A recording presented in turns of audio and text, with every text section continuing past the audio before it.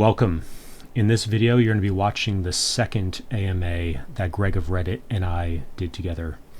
So we filmed this after I did my in-person visit at Harvard University Press back in July of 2025, and this AMA was filmed the day before the 1-year anniversary of publishing the original 9-hour bookshelf tour video with Greg of Reddit. So the way we structured this second AMA is as a combination of an AMA and an unboxing. And as a thank you for doing this original bookshelf tour with me, I sent Greg the complete set of the Murty Classical Library of India, which was the one set by HUP that he didn't already have in his collection. So I shipped that to him via 2-day airmail, FedEx, and it was multiple boxes, and there were a couple other surprises in there that you'll see in this video. And he unboxed them live, reacted, and I got his reaction to it and his thoughts, and we compared the volumes to other HUP volumes. He also has the complete clay Sanskrit library, and we do a comparison with those as well. So there's never been an unboxing like this before. There's nobody else online who's ever shared having all 4 sets from HUP plus, let alone with the complete clay Sanskrit library as well. So there's multiple firsts in this video, and you'll get to see what they look like on his shelves, along with all his other stuff. He's got the complete OED, the complete Great Books of the Western World, the complete Harvard Classics, all in this one big wall. And so you're going to see that in this video. And I asked him some additional questions from the comments and from people that attended live. So that's all in here. You get and then again, first link in the description, you'll get all of the high-res photos of Greg's library plus my classics spreadsheet, which collects a bunch of information about all these facing page translation sets by HUP as well as other publishers. So let us know if you have any further questions down in the comments. And without any further ado, let's get into the video. Okay, so welcome everybody. I'm here with Greg, and we're finally unboxing the Murty Classical Library of India. We're also going to be answering your questions, but we're going to get started here unboxing. So Greg, why don't you take it away? Oh boy. And there's a few other things in there besides, so those are a surprise. I haven't told Greg everything that's in there yet. One thing I will say that's hard to convey to people who are watching is these books, or the boxes, weigh a lot. So you're going to watch me grunt and groan as I move these things around. They are not light. Yeah, when I dropped them off at FedEx, the woman was like, "What is in here?" And I was like, "It's books." Yeah, you can see the size of this thing. They're actually flat rate. So this is the FedEx extra large flat rate, and it's like there's extra because I got these insured, but without insurance, it's only like $32 or $33 for each of those big boxes because there's no weight limit. It's just one rate no matter what. So that's good. That's good. That probably would have cost $150 if it wasn't one rate, or at least $100 for something that heavy, 2-day airmail. I believe it. I definitely believe it. And by the way, I'm being very careful with my box cutter because I even admit that I have damaged the past by doing exactly what I'm doing right now. But I have also, like, opening up a Amazon box, and I like cut the the book cover, the dust jacket in half. Yep. That's just so awful. It's such a way to defeat your day. As I was packing these, I was thinking, because the water damage thing, I was thinking, like, I just want to be extra careful. So I took Ziploc bags and I just put each stack of books in the Ziplocs. So there's really, they're quite protected in there. I'm glad to hear it. All right. And there you go. Yeah. Oh boy. Oh boy. So there should be that Post-it there, which will say which volumes are in that box. I think that's box 1. Can you hold that up? Yeah, so this is, let's see if we can get that to focus. I don't know. Is that going to focus or is it too far away? That's all focused. So that box is 1 through 19. And I think there's yeah, I got it. Okay. There might be a couple other things in there. Oh boy. Oh my gosh. Well, of course, there's the joy of doing this, but then there's also, once I put them on the shelves, I'm going to want to put them in order. And I might not be able to put them in order on video because I think they're pretty much in order as I packed them. So okay. Well, actually, hold on. There's something else in here. Dare I open this right now? Yep. Yeah, I dare. I'm that kind of guy.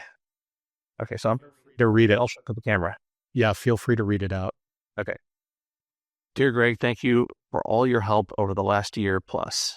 As I write this, our video is the most viewed bookshelf tour video on YouTube in the last 12 months. I'm looking forward to our next videos and visiting in person soon. Sincerely, Timothy. Aw. Timothy seems like a nice guy. I haven't met him, but he seems like a nice guy. He sends books, so become friends with Timothy, people. By the way, where are the other books? Because I did send you 2 books originally, or at least 1. Oh, they're shelved over there. You want me to look at them later? Yeah, okay. I can, if we take a break at some point, I can go and get. Okay, so I have. Man, I almost don't know where to start. I'm just going to start, I guess, right here. This is they have Post-it notes in there, so it's really easy to see which number. Okay, so then that's 10 to 14. This is okay. So I'm going to start with this one. It's okay. So we got here. I think that's 6 through 10. Oh, this is 5 to 9. Yeah. Okay, so and then this one doesn't have a Post-it on. Oh, wait, it does. No, it doesn't. Yes, it does. 15, 16, 17, 18. Okay. And that's 10 to 14. And so this one is 2, 10, looks like 4. I think I'm just going to have to start opening them. Yeah. By the way, if people want to ask questions, you can put them in the Q&A section in the Zoom call, and I'll see those, and we'll get to all of them. And I apologize, too, for all the crinkly sounds for those of you who are watching going, make it stop. All right. Ooh. No, Zoom filters all that out, so. Oh, okay. Sounds perfect. Look at that. Oh my gosh. And like Sharmila said, of course, you got to make sure that you handle the ribbons properly. You want to show the bottom so people can see the ribbon? Yeah, so this is the bottom with ribbons there. And then the top, they're tucked, folded into the bottom. Yeah. So, let's take one of them out of its dust jacket. Yeah. And do you have volume 1 there? We could take it out of the dust jacket and show. So this is the History of Akbar volume 1, but I don't know if this is the Murty volume 1. I think it's 2. This is the Murty volume 2. Yeah, I put the numbers on the Post-it, so there should be volume 1 should be. If it wasn't in that stack, it's with all the stuff that's signed. Oh wait, there it is. It says 1 and it says signed. Wow, it's almost like you thought about this. Okay. Sufi lyrics. Oh my gosh. So cool. Yep, volume 1. All right.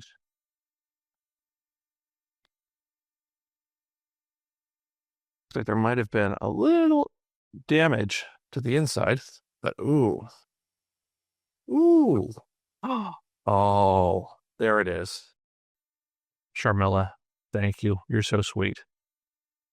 I was telling Timothy before we did this that I was watching the Harvard tour video that Timothy uploaded, and Sharmila, you were amazing at giving that tour, and your knowledge of everything and your taste and especially the personal books that you had in your cupboard. Oh my gosh, that was so much fun. And I'm so jealous that Timothy got to come see you. And I would hope that I get to meet you in person sometime too. Yeah. We're going to try to arrange it. So that would be lovely. Make it happen. Dear Greg, thank you for all your interest in world classics. Oh my gosh. Oh, these are wonderful. Ooh, ooh. And so, yeah, she was saying in the other video that, and please, Timothy, correct me if I'm wrong, but, well, do you read Sanskrit right to left as well, just like Arabic? Or do you read, okay, so then in that case, then like she was saying in the video, you read from the gutter this way in English and from the gutter this way in Sanskrit. Yeah. Sorry, is that in focus or am I too close to the camera? Well, she wasn't saying that about Sanskrit. She was saying Arabic. Okay. That's the NYU set, NYU Press Library of Classical Arabic, I believe. Okay. Got it. Actually, oh my gosh. Well, so the problem is I'm going to sit here on stream and just drool over these books, and people are going to be like, well, what else are you going to do? I think maybe we should take the Post-its out and start shelving them. And then once we unbox these and the second ones, we can, and while you're doing that, maybe I can ask you some questions so you can, while you're unboxing, I can go through some of these. Okay, and I do apologize too, because the microphone is on my computer, which is sitting right here. So when I turn around, it's going to be harder to hear. So I'm going to try to always put my voice to the microphone, if I can. Okay, so remind me, how many books are in the Murty? Should be 40. 40. Okay, so in that case, and it actually, while you're, I think you were going to start to the left of the Buddha. Okay, something on shelf like that. Okay. Yeah, that works. Did you see? I had that going. I had to do that because I just thought that this was so much fun. So I had to get ready for this. I have been anticipating this ever since Timothy mentioned it, and he mentioned it very vaguely at the beginning. So I've been sitting here going, what is it? What is it? What is it? And then when I saw the video, he started telling me more. I went, oh my gosh, this is so cool. Oh my gosh. Okay, so then this is volume 2, The History of Akbar, volume 1. I think with a lot of these, I don't dare try to pronounce them because I might get them wrong. So I need to educate myself more. Oh, these are beautiful. Look at this. Look at that. That is gorgeous. And I love the feel of the jacket too. It has a very smooth, it's like almost what would you call that, Timothy? Satin? Yeah, kind of. Yeah. Yeah. Silk? Yeah, it doesn't feel like paper. It feels almost like cloth. But it doesn't have the texture of cloth. It's just so nice. Oh my gosh. Okay. And in case you're wondering, I like to shelve at the front of the shelf. I don't like shelving back like that because I feel like it's harder to see. That's harder to grab. So I'm always trying to shelve books right there at the front, even though technically we live in earthquake territory. And so there's more likelihood that they're going to fall, but I think it just makes it look better. Yeah. I never noticed that, but it does look a lot better that way. Yeah. Okay. Volume 3, Poems of the First Buddhist Women. Well, I love female poets. My wife got me into female poets, and there are, oh my gosh, there are so many good ones. Oh my gosh, I want to show every book. Should I show every book? No, I think, should I just move faster? I think we should get them up on the shelves. And I actually filmed, and I asked Greg's permission to do this.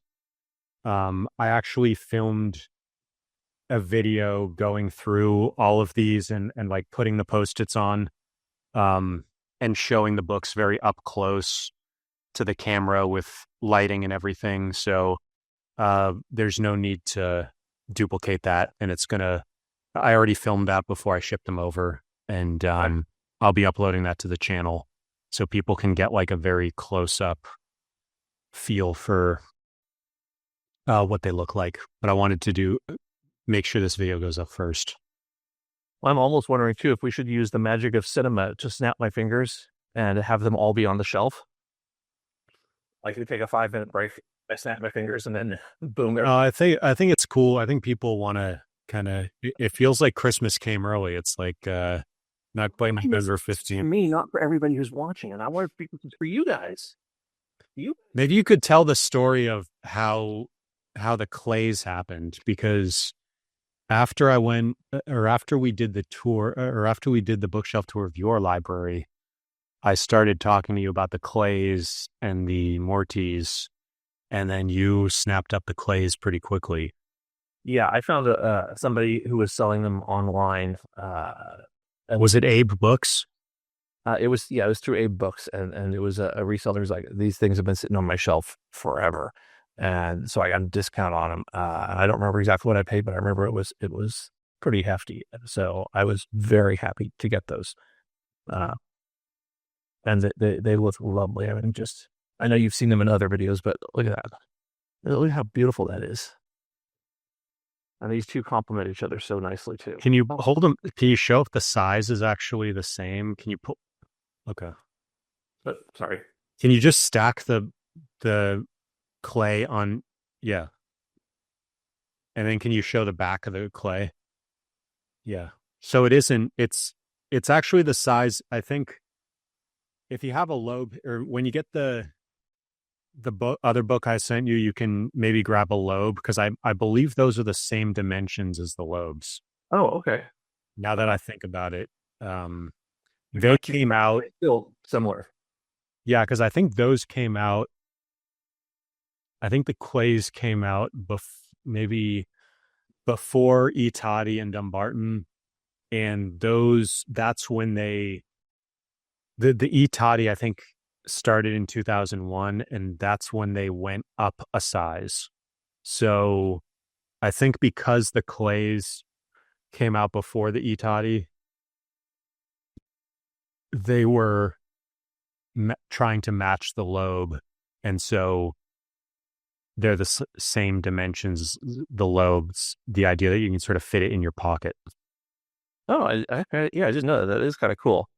But the most important thing when getting a book, and I know all of you are with me on this one, Timothy included, is the smell.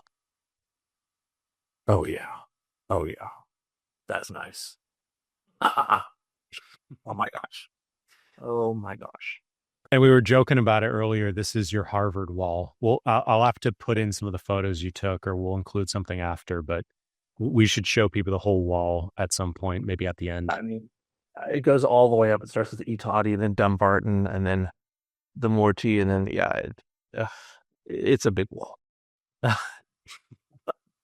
Okay, so now did I make a mistake and start unboxing the wrong things in order? Let me see. Oh no, we're in Canada. So is this number 9? Lovely. Okay. So then I'm going to do this box next. So were you, the number is on the title page, right? Yeah. So the number is, no, I don't know if it's on the title page, but it's on the inside of the jacket. Oh yeah. I was wondering, how did you find it so quickly? I forgot about that. Yeah. Should I share my secrets? I think I was checking the title page, and then like near the end of numbering all of them and putting all those Post-it notes on, I realized, hey, I could have just checked the dust jacket.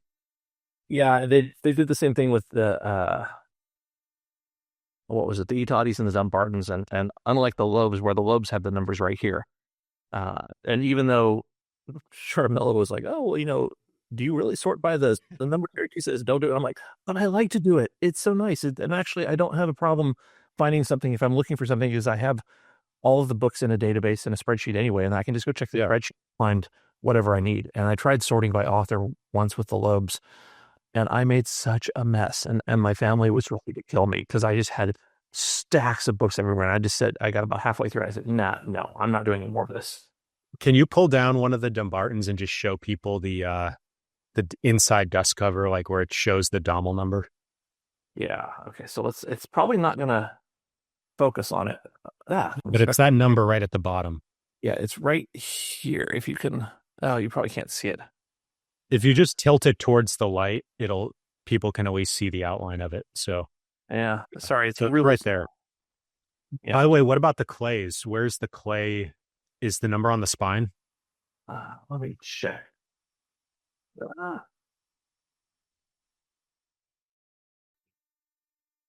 The Clays have it. Right. Doop-a-doop-a-doo. They put them on the... It's got to be on the title or the copyright, I would think. Hang on. It's in here somewhere. Or it could be on the very back dust jacket. Jacket. No, and it's not on the... Is it underneath? Maybe it's on the spine underneath the dust jacket. No, let's check that. Nope. That's how pretty it looks without the jacket. Sometimes taking off clothes, things get even better. Is it too early to make weird references like that? Okay, sorry. This does not say. Huh. This one, it might be here, and I'm just missing it because I'm so excited about the Murtys. It's not on the copyright page? Because they sometimes hide it, like... First edition, Library of Congress, ISBN. Boop-a-doop-doo. Nope. It's not here. All right, well, I'll investigate that. I'll write that down. Well, what's going to be really awful is you're going to say, oh, it was right there and you just missed it. I'm going to go, no, now we have to go back in time and redo the video. Okay. Put everything back in the box, take it out again.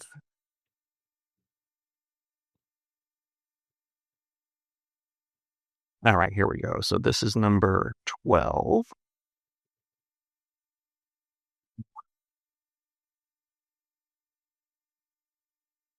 I would welcome questions from people if you have anything, because I can't imagine that you're like, let's watch this guy put these books on shelves. I mean, sorry, I'm just laughing at myself.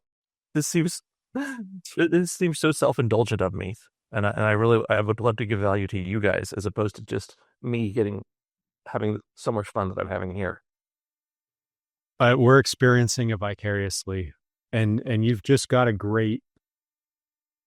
Everything just looks so good. I mean, it's kind of fascinating. Like, there literally isn't a single person online who has this entire collection.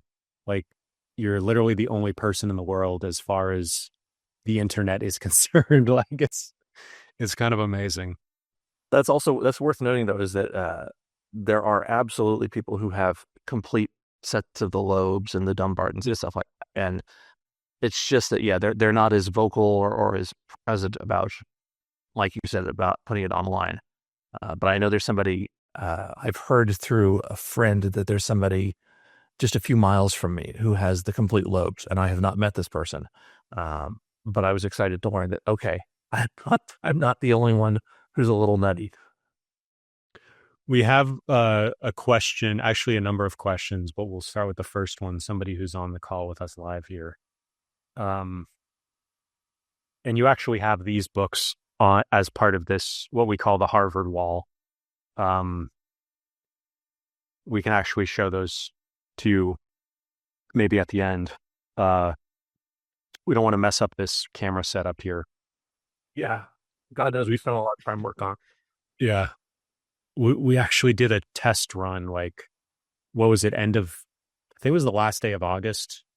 And I kept on delaying things because it was taking so long to do the editing for the Harvard video. And so we ended up having to push it, but it's all come together. And so anyways, we will show you that. And I have some photos also that I can edit in later. For the version on YouTube. But okay, here it goes. If someone was about to start reading the great books, which set of books or otherwise would you recommend? The great books of the Western world, the Harvard classics, some other set, or individual translations? Great books of the Western world right here. I just grabbed a volume. This is volume 42. This is not the volume that I would necessarily recommend, but these are absolutely dense. With, I don't know if you can see. Oh yeah, that's probably. It's like reading a textbook, basically. I mean, it's done by Encyclopedia Britannica, so it's very encyclopedic in its completeness. But to answer the question, when I started with the classics, I started with something that was interesting to me, which was Homer. And so if starting with the great books, I would pick a story that you maybe have heard of or were interested in exploring more, and then see if you can find that title in the series and just start there. And ultimately, I mean, I think a lot of people look at books and they say, I should do this, I should read this, I should read that. And ultimately, I think books are just like, it's like something at a buffet table. You go, oh, maybe I want to try that. Maybe I want to try that. Maybe I want to try that. You just jump around. And ultimately, it's all just for yourself. So you just look for something that you enjoy doing. And if you don't enjoy reading a particular story or a book, you put it down, pick up something else. And I'm jumping around all the time. But I think my point is you don't need to worry about, should I read this or should I read that? Just have fun and read whatever you want. I don't know, does that answer your question? I hope so. By the way, can you tell me how many pages are in that volume there? Because I believe they use thinner than normal paper and very thin paper, and it's so thin that it gets stuck together easily. I'm guessing it's like almost 1,000 pages or 800. Ooh, very, very good. That was a very good guess. Hang on, I'm trying to get to the very last page so I can read the number. It is 806. Yeah. And that's not the thickest one, right? That's like a middle thickness or upper middle, probably 75th percentile. It has this timeline in the back that just shows you some cool tidbits. I think, is there one in the front too? Yeah, I think it's the same one in the front. Oh, no, okay. Yeah, so in the front, it starts with ancient Greece and Rome, and then the Middle Ages through the 18th century. Let's see if we get that. And then on the back, when you flip to the back, it's the 18th and 19th century to modern times. So this is such a cool collection, and I think, I certainly recommend it. But I look at this as more as a reference. Like reading these cover to cover is something I probably wouldn't do, nor would I necessarily suggest it unless you're really into just, completion and you want to read things cover to cover. I enjoy skipping around all the time. Like, oh, I'm going to read a page about this thing, and then I'm going to go over here and read a page about that thing. It's like nobody sits down and reads Wikipedia, from the first article to the last, right? You jump around. And I think that's how it should be with books too. Yeah, there's a whole long history of those book sets, and they came out before Google, before the internet, and there really wasn't any other option. And there are famous stories, Elon Musk and others who have read, would actually read the entire encyclopedia because they just didn't have the internet. They didn't have any other way to do that kind of very wide reading. It's almost like a trope within gifted kid stories where like they take them out of class and they put them in the library and they're just like, read whatever you want. And one of the things they sometimes do is read the entire encyclopedia. But yeah, these books, most people would end up not ever touching them, and they almost became a status symbol to sort of show that your family, you'd have them prominently in your living room, and when people came to visit, they'd see you had it. It was almost like kind of like having a MacBook is today, where it's kind of like a status symbol to have a MacBook or an iPhone. So I guess, yeah. Here's the thing. I look at books and all this stuff. They're all tools. They're designed for a purpose. And, that purpose is to either it's convey knowledge or take a picture or write a dissertation or whatever the thing is. But ultimately, they're tools that are, they have an intended use. And if all you're going to do is put them in a display and go, ooh, that's, that's not really what they're for. Again, I'm not trying to gatekeep or judge. Everybody's going to do whatever makes you happy, of course. But I to me, books are my friends. And I'll pick one up and I'll read a little bit of it and I'll go, oh, that was kind of cool. And then I'll put it down. I'll go to something completely different. And I jump around all the time. I mean, my what is it? The TBR list, my to be read list is unbelievably long. It's miles long, but I'm always just, I'll read a little bit here and a little bit there, and I seldom anymore. I used to be able to read a full volume all the way through, and nowadays, and maybe it's phone culture, but I just like jumping around. I like learning little tidbits here and there. Could you pull down one of the volumes of the Vulgate? Because I think it's like a perfect example of what I would say is the difference between the same issue shows up with the Bible, whereas where most Bibles are printed to just fit within a single volume, no matter what. Could you show like an inner page, just like a middle of the book? Because like when you compare the Vulgate in the Dumbarton Oaks to a normal Bible, you see like how much bigger and roomier the text is. Like this is meant to actually be read and be enjoyable. Whereas most Bibles, they stuff everything so tightly to fit it within a single volume. Whereas this Vulgate takes up maybe 1.5 foot of maybe 18 inches of shelf space. And it's 7 volumes that are really thick, like 2 inches thick each. So to have a comfortable experience. Sorry, I didn't mean to talk over you, Timothy. Just to have a comfortable experience reading the Bible requires, triple or quadruple the shelf space as you normally see. And so in the same way as with the Great Books of the Western World volume, everything is very tightly packed. And if they printed everything at like the proper size, the Great Books of the Western World would be probably 4 times as big in terms of shelf space. Which would honestly be so much fun. Oh my gosh. Oh my gosh, that would be fun. It would be like the same size as the Loebs. Like you'd need an entire wall just for that one set. Oh yeah, the Loebs are crazy. I mean, those things are nuts. But yeah, like this one volume is, what is this like? It's like 1,151 pages. Is that the Pentateuch? This is the Pentateuch Volume 1. And this is also Volume 1 of the Dumbarton Oaks. And it just goes on and on. And Sharmila was talking about how they actually use different paper just for the Vulgate because she wanted like the Pentateuch to be a single volume, and you can't fit 1,000 or 1,200 pages in a single volume with normal paper without it being like significantly thicker than the one Greg just pulled down. So, and like the New Testament was in a single volume, I think. Yeah, the Gospels. I think the 4 Gospels were in a single volume. And of course, is that right? Can you check that? Or I can look it up while you're. That is thinner, you mean? I'm just trying to remember for the Vulgate. It's not the entire New Testament is in one volume, is it? Oh gosh, let's find out. Let's see. Sorry, it's kind of hard for me to reach here. There's the New Testament. Yeah, it's all in one. Yeah, okay. Yeah, that's what I was originally remembering. There it is. Right, here's the New Testament. It's volume 6 of the Vulgate. Okay, so it's 6 volumes total. And yeah. And that's, again, Latin on one side, English on the other. And of course, Latin on the left, that's verso, and then English on the right, which is recto.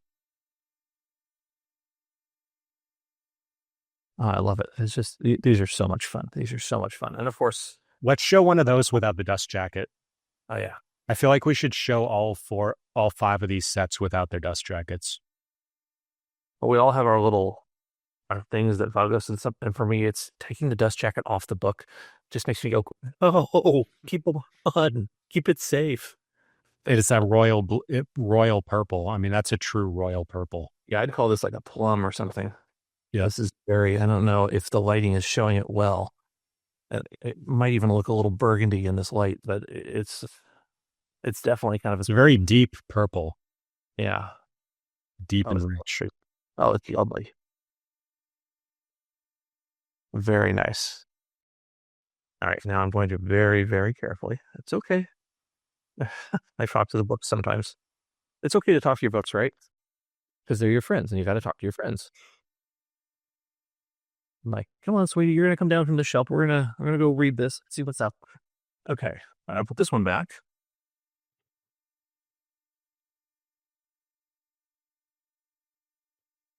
Okay, is it back to my birthday?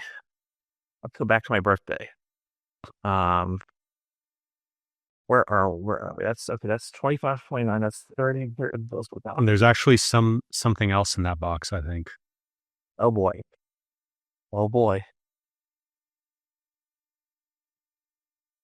As you all know, Timothy did not have to be with the department. And this was not something that we discussed, and I didn't agree, like, Tim, I'm not going to do your video unless you give me something. He just happened to do this, and I thought it was really cool. And very... Yeah, it was a pure, like, reaching out to you on Reddit, and I was he didn't know me from Adam. Yeah, you were polite enough, though. So he complimented me, so I'm like, okay, I'll talk to this guy. Oh, look at that. We have a telltale sign. There's a loose ribbon. I'm going to go right to this loose ribbon because I think this might mean something. So this is technically volume 29. Let's see. And maybe I'm tricking myself, but I feel like if there's a loose ribbon, that means that maybe Sharmila opened it up and pulled the ribbon out. No, that was probably me. Okay. That's probably, I don't know what I was doing. Well, see, you've set this up now. That wasn't intent. No, there's actually something in that box. I'm hoping. Well, there's still another box after this to go that I have. Oh yeah. It's it's in the small box. I forgot about that. Okay. Yeah, I was saving the small box till last. So, okay, let me start ordering these. 29, 27, what's that one? That's 28. Okay, so it's going to go like that. Now, where are we right now? Now I'm at... So I'm looking for volume... There it is. Perfect. Oh my gosh.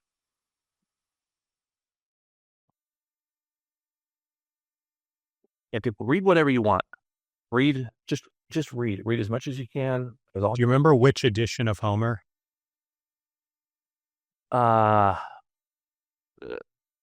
Complete the sentence. Which edition of Homer what?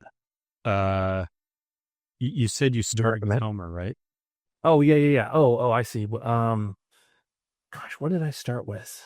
I think it was Robert Fitzgerald's translation. And I don't know what particular edition or who printed it, but I want to say I remember it. It was... And the Great Books was not my first exposure to Homer. I read Homer by himself. I can't remember who the print was. It was a paperback and it was orange. That came out in the 70s. And it was just lovely. And Fitzgerald has always held a special place in my heart with Homer's translations. Just because I think he was the first. And I just love, it's never Achilles. It was Achilles. I always loved that it was Achilles and not Achilles or Ulysses. We all have our idiosyncrasies, right? So this is volume 40. So that I jumped ahead too far. So how did you order the Clay Sanskrit library on your shelf if you didn't have the numbers? I think I went online and I found out online. Somebody else had ordered them. I think it might have even been the publisher. And a lot of times, and I do wish all publishers would do this when they do these multi-volume sets, is please be very clear about the order, the numbers that they're published in, because sometimes you have to, when I'll go to a certain website, I'll have to say, order these by the date that they were published, because then I know that they'll be, in the order that I want to shelve them in. Even though a lot of people will say, like we've already discussed, you should order them by author or something like that. I just like to order them the way they were published. It works for my brain that way, or whatever. Yeah, I'm on the Clay Sanskrit website. It's claysanskritlibrary.org/volumes, and they have the volumes first in alphabetical order, in Sanskrit alphabetical order, by Sanskrit title. And then at the bottom of the page, if you scroll way down, it says all CSL volumes listed in order of publication, and that's where the numbers are. So from my research online, the volume numbers actually aren't in the book at all. So Okay, good. So I'm not just going crazy. Sometimes, you know when you're looking for something and you're looking for it so hard that you can't find it, and you realize like you're trying to find your phone. Like, where's my phone? Where's my phone? You realize you're using your phone to try to find your phone. I've done that. I'm guilty of that. That's okay. So now we're on to 25, which is this one. All right. So another question for you, from the same person. If someone was to start reading the great books, would you recommend they do it on their own or as part of a reading group? If as part of a reading group, and then there's a follow-up. If as part of a reading group, do you have any recommendations on where to find one? I am not a fan of Facebook, but I know so many people use it that it is a great resource. And you can always find reading groups on Facebook and any sort of social media that is specific to your geographic area. I definitely recommend reading as a group. Okay, let me rephrase that. I like the idea of enjoying, if you want to just enjoy the story and just read it for yourself, and you want to lie in bed with a flashlight, with the covers pulled over your head and just flip through, that's great. That's amazing. That's so much fun. And maybe that's a good way to do a first read. And then the second read, maybe with a group, so that you can get a little more into it and you guys can discuss particular passages or translations or whatever. And then I suppose the next logical step after a reading group would be a class. An actual scholarly class where they discuss the text and the meaning behind it and everything like that. And then after that, I guess write your dissertation about it. And then after that, write your own book. Is that the steps? That's the steps of how to enjoy a book, right? There's actually something I forgot to say for the previous question, which is in terms of which set of books. If you watch the original bookshelf tour that Greg and I did, there's a book called Master Plots, and that's a very unique set of summaries where each book is summarized in like a paragraph that's maybe 500 words, and you just get a basic familiarity with hundreds of the most important classical works. And you can go through that book set over a course of a few months or maybe a year. And then you can really see which of these stories grabs you. It's kind of like watching the trailer for 300 different movies and then deciding, I want to watch these 10 movies first. And I think, there's a lot of classics that are actually kind of boring, and if you pick the wrong one, it can kind of kill your motivation. And there's people will debate about this or that classic and say, I really hate this or that, or this really shouldn't be a classic. So just because something is a classic doesn't mean there's a consensus amongst readers that everyone who reads this loves it. That's definitely not the case. And so you shouldn't feel pressured to read every classic.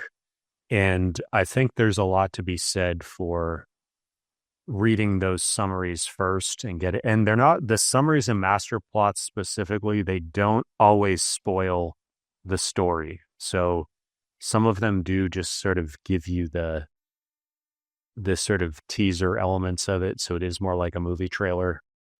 Yeah, I forgot to mention, I think the signed Dumbarton Oaks is actually there, just to make everything fit.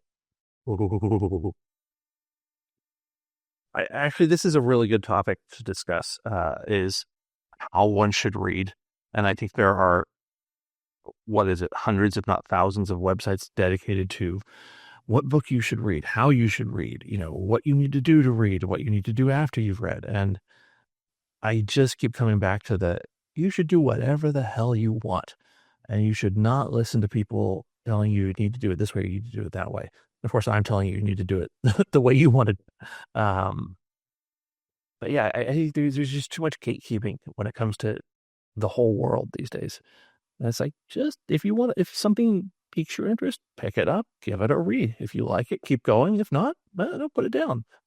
Go outside, have fun, do what, live your life the best you can. We're here for such a short period of time. I mean, enjoy it. And don't worry so much about, unless you're reading for a purpose, unless you are trying to gain knowledge that you need for, let's say, for a class, or because you want to apply to a program and you need to know about a thing, then that's different. But if you're just reading for fun, then yeah, just read for fun. Just do whatever you want. I want to, yeah. No. I just want to add a couple maybe caveats to that, which is that one is that, especially like for the Bible and certain ancient works, you're really not going to understand a lot of it if you don't have some kind of historical introduction where you understand the context around it.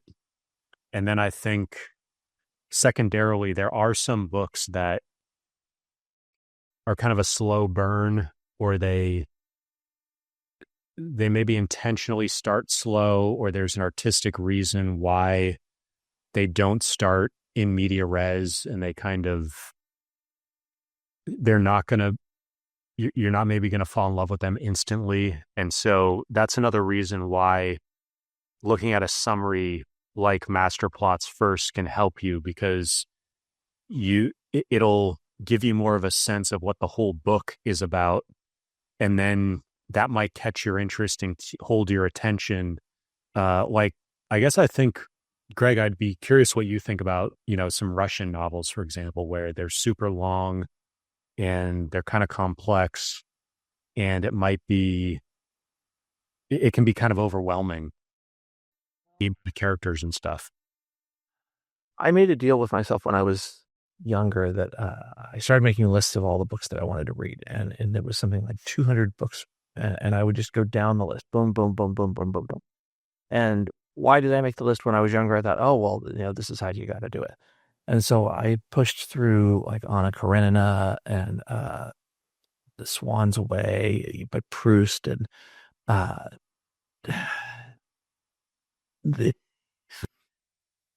what am I trying to say?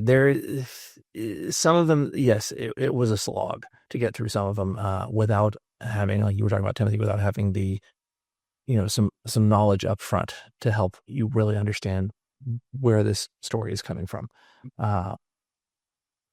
And I do think that is valuable if that's what you're looking for. But ultimately, I just found pleasure in the accomplishment of getting through the thing and understanding a little bit about it. And so even though I didn't get all of the comprehension that I might have otherwise had if I had prepped myself, it was still enjoyable. I think that I know I'm going to regret saying this, but I think that as long as you can speak the language that you're reading, in theory, you can understand pretty much anything. And there will be books, though, that have double meanings or triple or quad. I'm thinking of, like Ulysses by Joyce or some Thomas Pynchon or something like that, where you're like, wait a minute, what the heck am I reading? And you're flipping through it and like, I don't get, but, or even Shakespeare for that matter. Actually, Shakespeare is probably the best example. Is, it's in English for people who read and speak English, and you can get through it.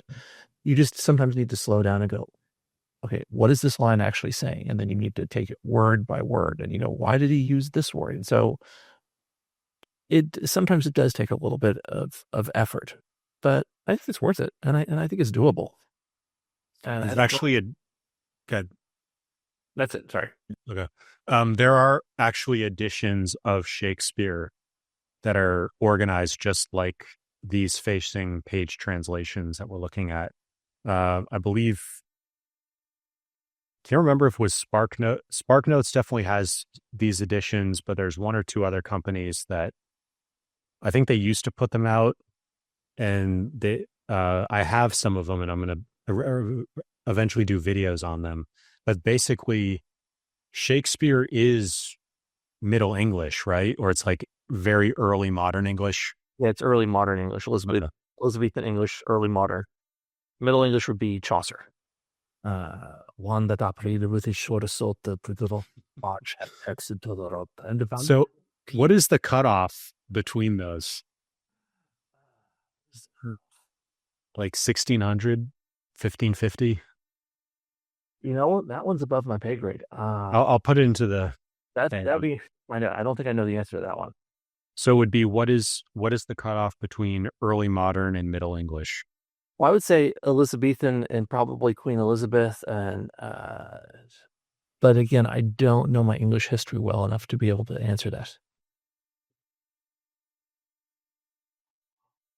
Oh, Sharmila's note doing again.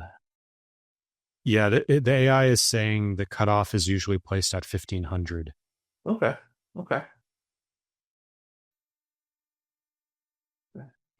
So Shakespeare what were Shakespeare's dates? 15. You can't throw these at me on a live stream. Quick, Greg, what's the 10th digit of pi? Oh my gosh. Sharmila, thank you again. This is, if you do watch this video, and I hope you do, I love these. Thank you so much. This is lovely. Just lovely.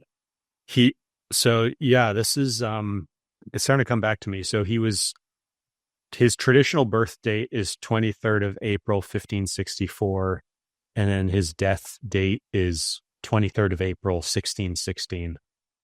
So that's what I was remembering, is that his English is technically early modern English, but it's like it's much closer to Middle English than to our modern English or postmodern English. Well, it's interesting because I've been studying Old English lately, and I love how Old English, which isn't to say that it's not confusing to me, but I do like that you can it feels very familiar. And especially if you know a little bit of German, you can kind of there's a lot of similarities between Old English and German. And so I think with a lot of languages, there are patterns. And once you start to be able to pick up the patterns, I won't say it gets easier, but it makes it a little more entertaining to be able to go, oh, yeah. Like in German, it's ich for I. And in Old English, it's itch.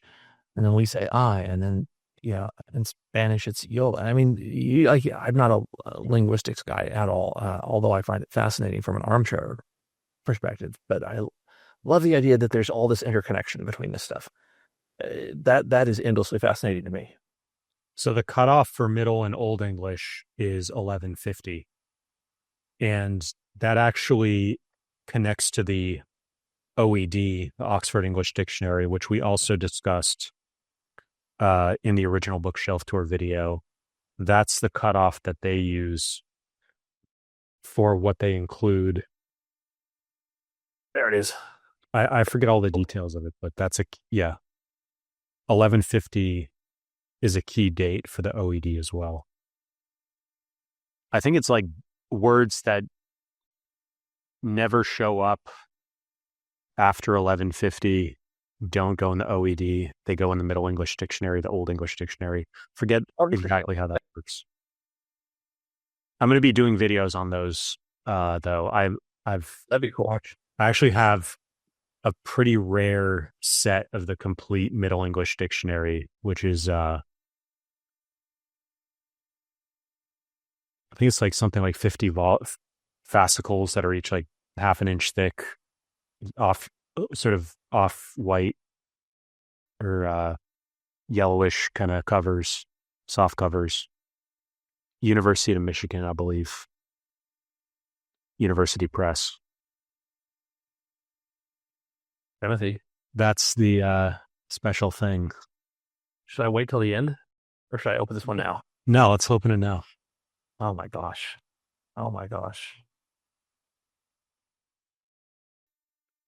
I was telling Timothy before we got to this video that I had watched his tour of the Harvard offices, and I ended up just absolutely comment bombing all over the place because I'm like, oh, you guys got to say something here. I thought, oh, this is so cool. This is so cool. This is so cool. And jumping around. And one of the things that I did, and this, well, hold on. I'll get back to that. Oh, oh, oh. Okay. Do you know what that is? I'm figuring it out. This looks like an impressionist stamp, but it looks like it's a piece from something larger. This is a piece of metal, and I don't know if you guys can see this. It's embossed Harvard logo down here, and then it looks like it's written backward, so it'll be for a stamp and it'll be written forward. But I'm trying to bring. Do you recognize the logo at the bottom? Yeah, it's the B. It is the where is it? Yeah, it's the Tatti, isn't it? Yeah. So that's from that's some kind of official print, like that's the official print die that they used to print that volume of the Tatti. Dude. And I took some video of it, so we'll maybe layer that in or I'll link to it, but that'll be on the YouTube channel so you can see it better. That's a good surprise. You didn't put that in any of your videos, so I had no knowledge of this. This is a shocker. So I'll tell you the story of how I got that. Once we finished, so it was like 6 p.m. and we had been filming, and we had just finished doing the signatures, and then we hadn't even gotten to any of the questions I was going to ask Sharmila about. I had like a whole list of questions, and so we started packing up because it was July 3rd, so everybody wanted to get going, and I was just in the flow. Like I to me, like it felt like it was 3 p.m. or 3:30. And so they like were telling me, hey, like it's actually 6 p.m. So we sort of rushed downstairs into the designer's office, and we talked about her in the video. She's the one who designed like the elephants going across for the Murty 10 classics. And so they had a cardboard box that had a bunch of those dies in there.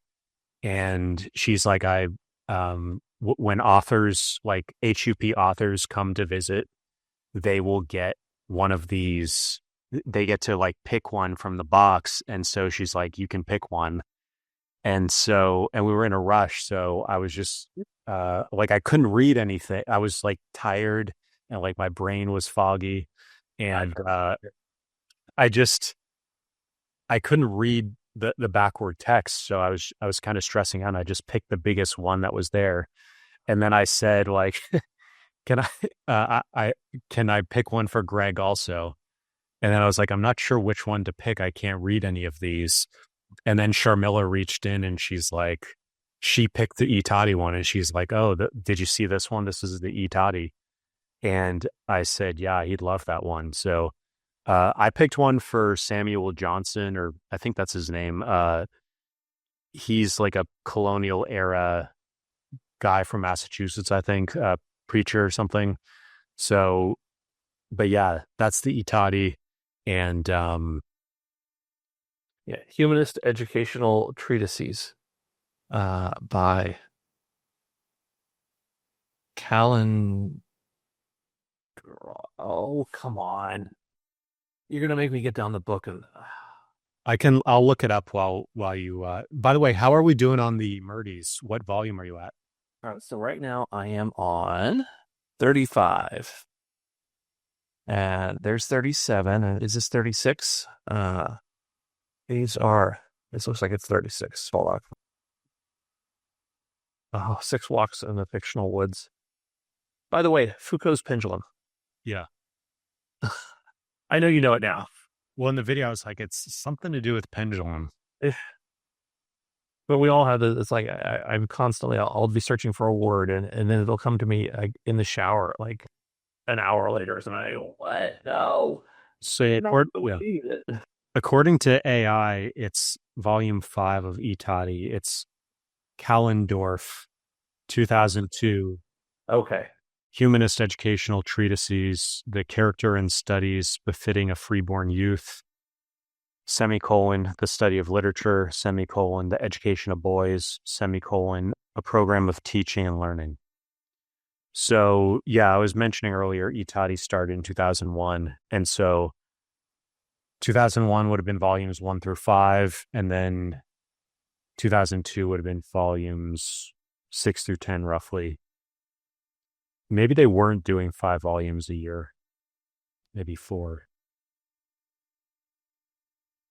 But so the Murty Classical Library reached 50 volumes this year for their 10th year.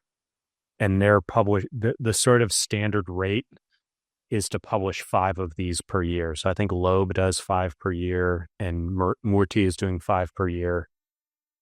So when I ordered these, it was like December of 2024. And so there's actually, this was the complete set when I purchased them, but there's now 50. So Greg, you're gonna have to make an order for I was just going to say, thanks so much, Manna. That's the problem, though, is like you get tempted by something and you're like, oh, I wonder if I can find that one on sale. Then you go over here and you go over there. And then it becomes about the adventure and the hunt, right? It's just so much fun. And I got some, I asked them what kind of discount there is and how you order the whole set. And I just got an email back with all that information. And I'm going to read that out at the end of the video if you want to, how to do that. And it's basically the same process I used to order all of these. And they send you an invoice to kind of confirm. And you do want to double check that. And I'm putting together a spreadsheet for each set that actually has the ISBNs, and you can double check everything. Oh, that's nice. Because the lists are on Wikipedia, but they're actually, some of them are not accurate. I forget if it's the Tatti or the Dumbarton where the order on Wikipedia is actually not accurate. And I was really surprised by that, or actually it could be the Murty, because I manually went through and confirmed the invoice. And that's when I noticed, I think, that the Wikipedia was out of order. So I am putting that together, but we'll go through all that at the end. Just to show you, this is a Loeb versus the clay. So they are identical in size. Let's take that Loeb out of the dust jacket so people can see that. Is this the signed one? I don't know. I haven't opened it yet. I think it is. If it was in the box, it was a signed one. Because I had her sign a Greek and a Latin Loeb for you. Oh, it is. Caesar's The Gallic War, Volume 72. Translated by H.J. Edwards. When was this one? This is first published in 1917. Oof. Ooh. Oh, goodness. Yeah, as I get older, one of the things I find is that knowledge, when you're young, knowledge, I feel, is valuable to yourself. And you gain knowledge and it helps you in life with whatever your thing is. And as you get older, it's like knowledge needs to be shared because you can't take it with you. And I've known so many unbelievably intelligent and educated and well-read people with just mountains of information about all kinds of topics, and then they've passed on, and that's just all vaporized the instant they're gone. And it's at some point, I think one of the highest callings is to be a teacher and an academic and to give it back. So the more we read and the more we learn, I think the more important it is to share that with other people. And even if it's something as simple as, I like reading, I really want you to like reading too. I think that's valuable. It's a perspective that I've been developing as I've been getting older. So for what that's worth, share your knowledge is what I'm trying to say. Oh, this is so cool. Could you show that title page again with the Sharmila's message on it? Because it was kind of, it didn't really catch the light the way you held it up last time. I think before I show it, I'm trying to. She got, "Dear Greg, she wrote this. She wrote this in Latin." Okay, that's what it is. That's what was throwing me. Yeah. There it is. And if you, the bonus resources, there's a spreadsheet that shows for the giveaway that I actually transcribed all of the messages. So if you can't read the handwriting or the cursive, I did transcribe all of those. So I say, Sharmila, yeah, my Latin is not nearly as good as it needs to be. I have taken a couple classes, and I appreciate this. And this is, even something as simple as her writing to me in Latin or in Greek or in any of these other languages it's just a welcome challenge. It's like, okay, I've got some work to do, and I'm really looking forward to it. I need to get back into my Latin and my Greek and all of the others. Yeah, so that the Latin there is gaudiat lector, which means let the reader rejoice. And so gaudiat means let him/her rejoice, and then lector means reader. Oh, wait a minute. She wrote the same thing on this Greek. That's sort of the standard HUP kind of thing that they use that on Twitter sometimes also, or just it's like their standard Latin phrase that they use. It is Hippocrates, Volume 4, translated by W.H. Jones. That's it, yeah. Jeffrey Henderson, whom she calls the best Hellenist ever. That's where the Hippocratic Oath comes from. Oh, look at this. Hippocrates. And somebody actually, it has marginalia in it. So, yeah, the story behind that is these are the volumes I originally used when I was doing my original videos reviewing these books, which then led me to reaching out to you. So they're kind of, there's a historic, like I bought these used and then I did the review video. And so I thought there's kind of a cool lineage there. Okay. I love marginalia. The thing is, I'm so divided on this. I would imagine most people are. It's that I like finding marginalia in used books, but I don't ever want to be guilty of doing it myself. And yet I know that, somebody else might find something silly that I put in there, even if I just underlined a thing or whatever. They might find that interesting. So, but I'm torn. It's like Sharmila, with like, oh, the book has to be just this way, or I can't take the dust jacket off. Like, I just don't know that I can bring myself to write in the book. I don't know, but maybe I should reconsider that. I could, yeah. That's a much bigger discussion. We can spend hours just watching me equivocate on that one. Boccaccio. Yeah, so I did my undergraduate thesis on Boccaccio's frame narrative. I think we talked about that in the last video. So it was lovely to see, Timothy, you talking to Sharmila saying that, oh yeah, Greg likes Boccaccio.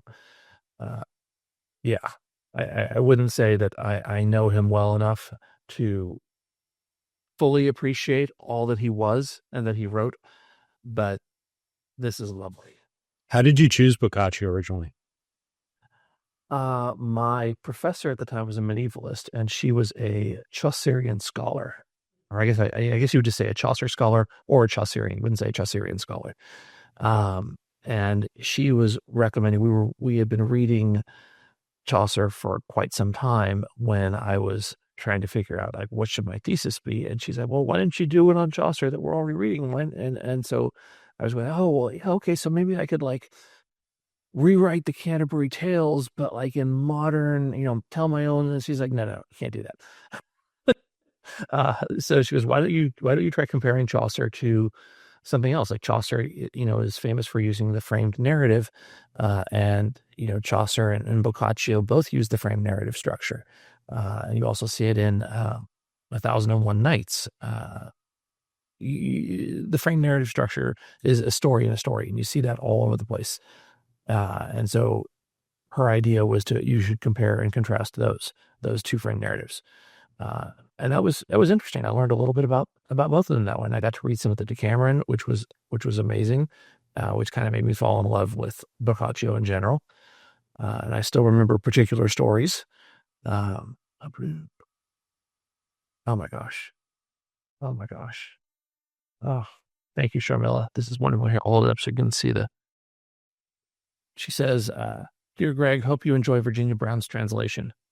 So this is Virginia Brown's translation of Boccaccio's Famous Women, Volume 1. And one of the reasons that I picked up the Tatti in the first place was when I saw that Volume 1 was Boccaccio, I said, oh, that's a no-brainer. I'm going to have to get that one. And then once I started on that one, I go, oh, no, I think they have another Boccaccio. And then, oh, no, they have, and then, oh, no.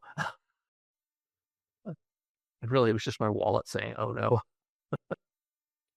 I thought it'd be cool if you could hold up next to each other the volume. So it's volume 5 of the Tatti is the one that matches the die. So if you could pull that volume 5 off your shelf, and then we could sort of hold the two of them up next to each other. Yeah. See if I can actually reach it. That's 4. There's 5. Didn't you tell me you were at one point thinking about installing a ladder system for your bookshelves? Yeah. So many things I want to do, but between money, time, and all of the mess it would make and everything else, and life, and it's one of those dreams. Someday, these are shelves I just put up myself. Someday, if I ever actually get a room fully done, then I would definitely consider that. But for the time being, no. So this is volume 5. Let me make sure I pulled down the right volume. Come on. Yeah, this is volume 5.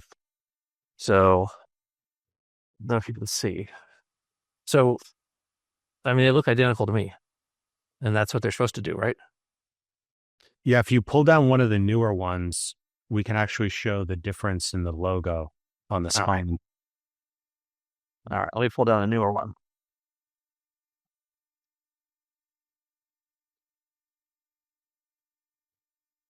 Guys, ball. Oh boy.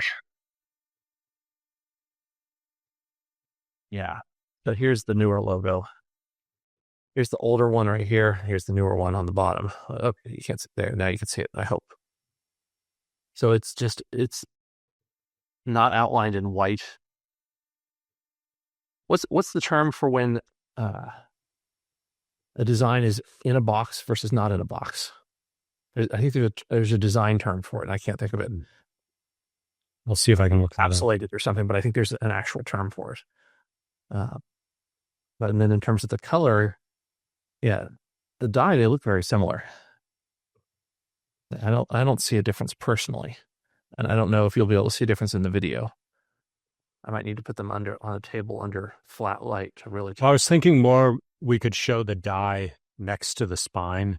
If you could take the dust jacket off volume 5, we can kind of show people what it actually, what it's pressing into the cloth binding to.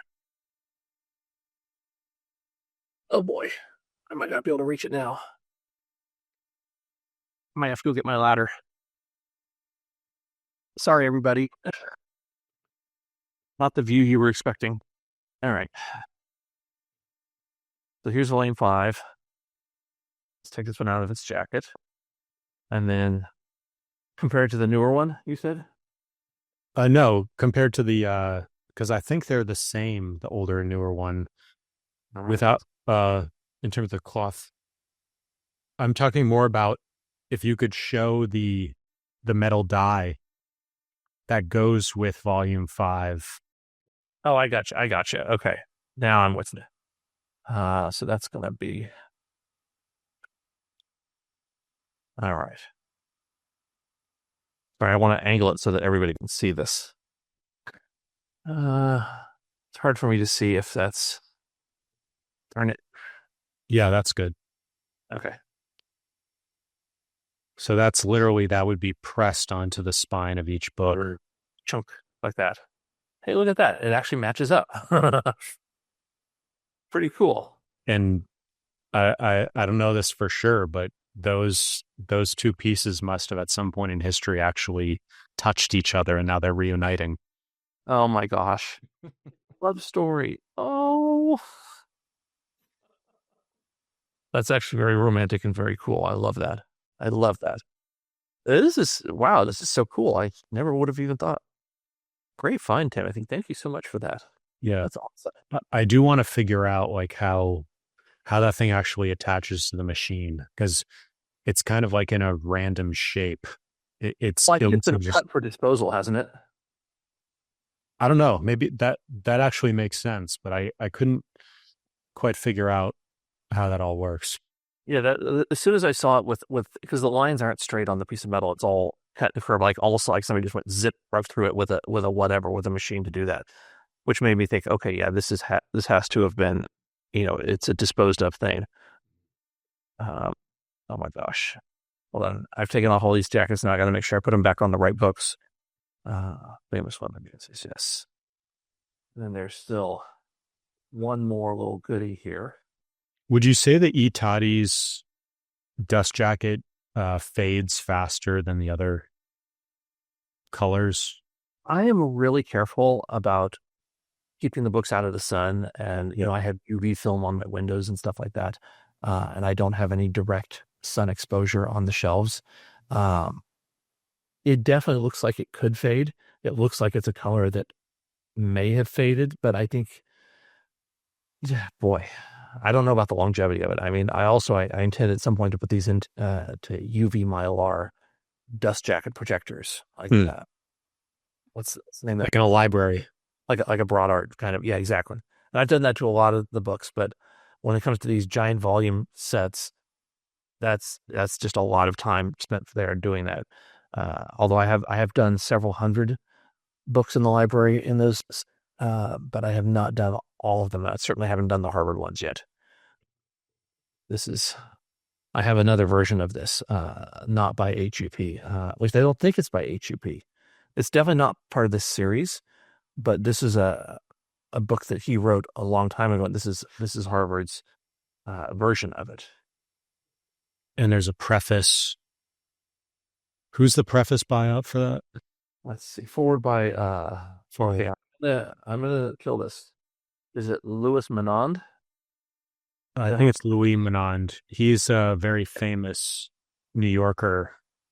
I think he's a staff writer. He's been at the New Yorker, I feel like, for at least a couple decades. And written a bunch of books also. He's sort of like a quintessential New Yorker essay writer. Every time I get a little too full of myself, get a little too heady, I pick up Umberto Eco and I realize how stupid I am. I go, okay.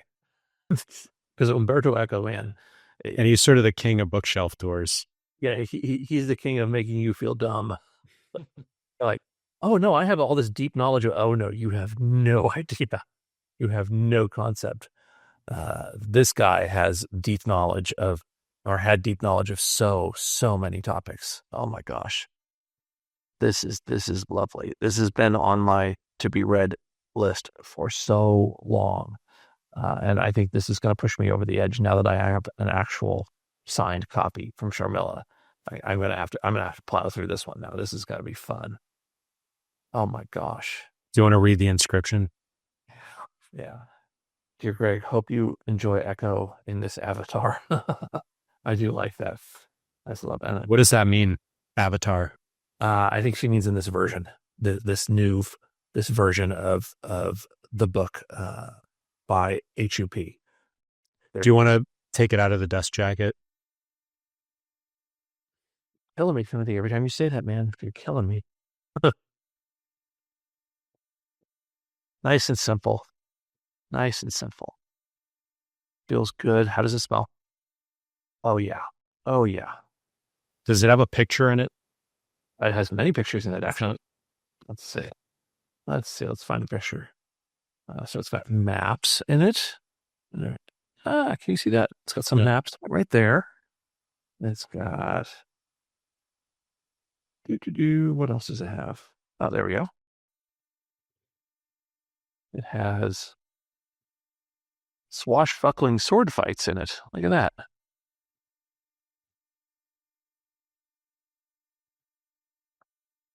Got a lot of cool things in here.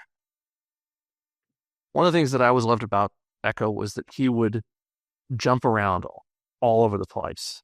And he would talk about one thing and then he would switch and talk about something completely different. And somehow he would make you feel how interrelated they are. And that was so cool.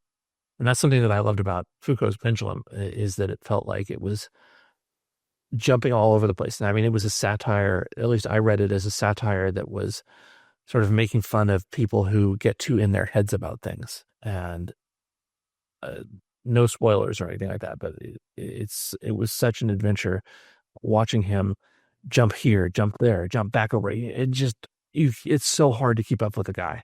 But he's a lot of fun. He's a lot of fun. I think he always struck me as this lovely giant bear of a human being who would, and again, I mean, I didn't know him, but I feel like I just wanted to give him a big hug and be like, dude, let's talk about, he would talk about great literature in the same breath that he would talk about, hot nachos or something like that. Like he would just, anything. It was all equal to him. And I love that. I just love that about this guy. So are there a few more Murtys, or did you show all of them? That's it. That's all. So they fit perfectly. Yeah, they all fit. Like, let me step out of the way so you can see the whole shelf. There it is. Wow. All of them on one shelf. Look at that. How much space is there at the end? Like an inch? I've got. I think I could probably put 3 books there. I think I can put. Not that I would shelve these 3 there, but just as an example. Okay. Well, I was wrong. 2. I got excited. It'll take 2 more. Yeah, so I got about that much room left. So not too much. And I know nobody has asked this, because why on earth would somebody ask something so silly? But I found that one of the easiest ways to keep books in line with the edge of your shelf is with a bubble level.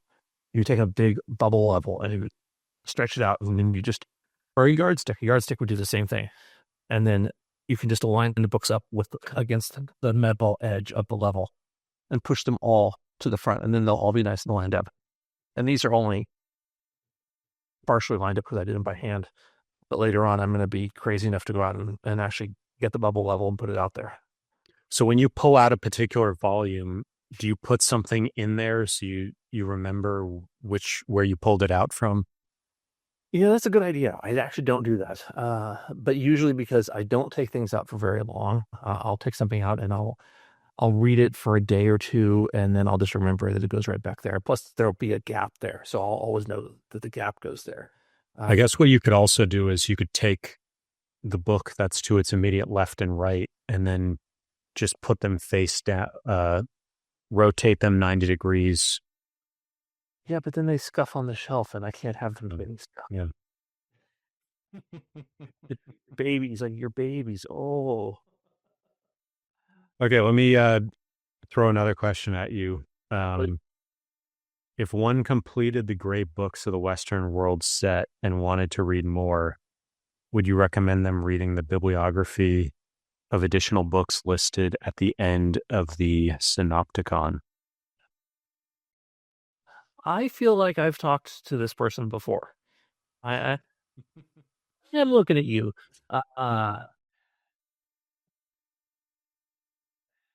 Do you use the Syntopicon?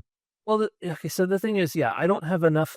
This is one thing I was afraid of, is I don't have enough scholarly knowledge or experience to be able to tell you, yes, you should do it this way, or yes, you should do it that way. I think if it's helpful to you, yes. I mean, I'm always going to take the organic approach, which is the easiest approach. It's just, if you want to read it, read it. If you don't want to read it, don't read it. But I think you're kind of dancing around saying you're reading these for a particular purpose.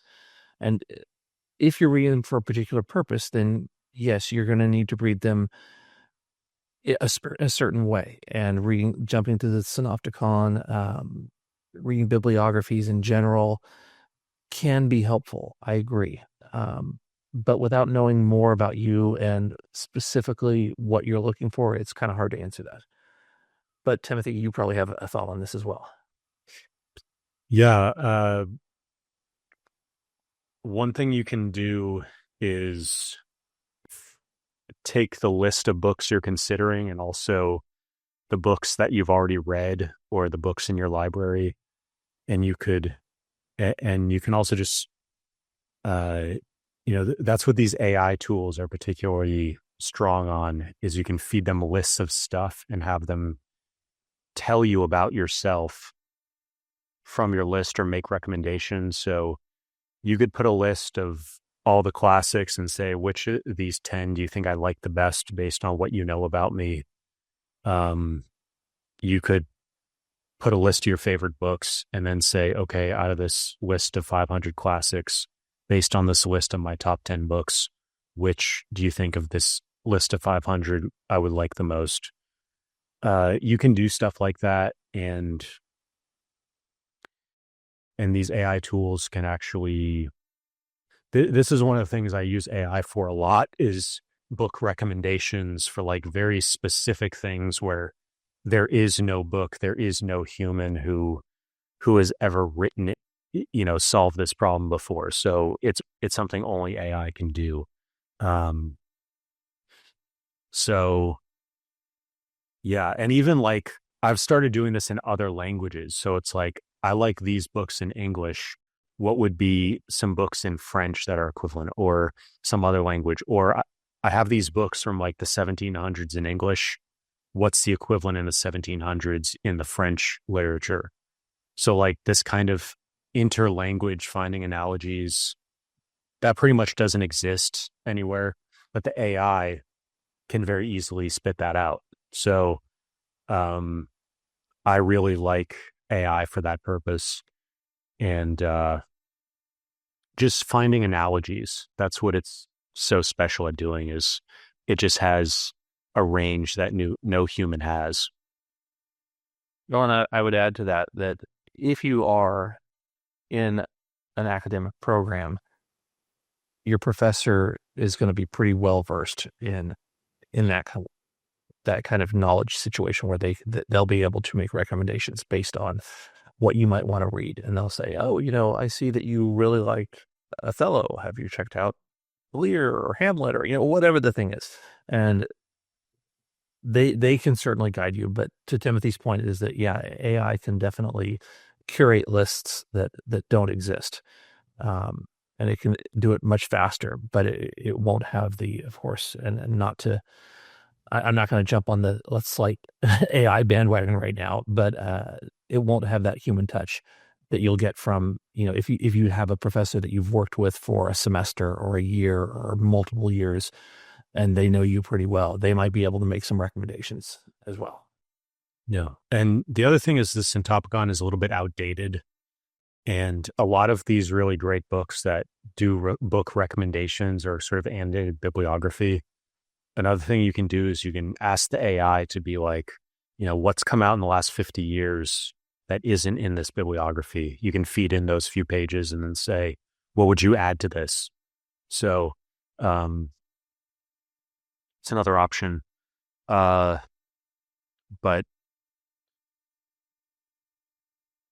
here's another question. Given how far society has gone away from studying the great books and the subsequent current upheaval, do you think society is going back to embracing the great books? For example, a lot of great books, secondary schools, e.g., charter schools, etc., civic institutes at colleges and the University of Austin have been created.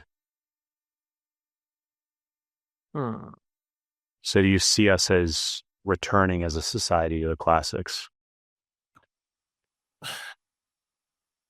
I feel like I need to couch everything I say in the terms that I am not an experienced scholar or historian. I'm just some dude who likes books and has opinions and is willing to share them on the internet.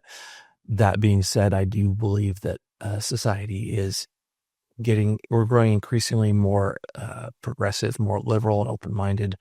And if that means willing to embrace challenging moments from our past in our art and literature, I think that we are more and more likely to do that. I think we're seeing a backward blip against that right now.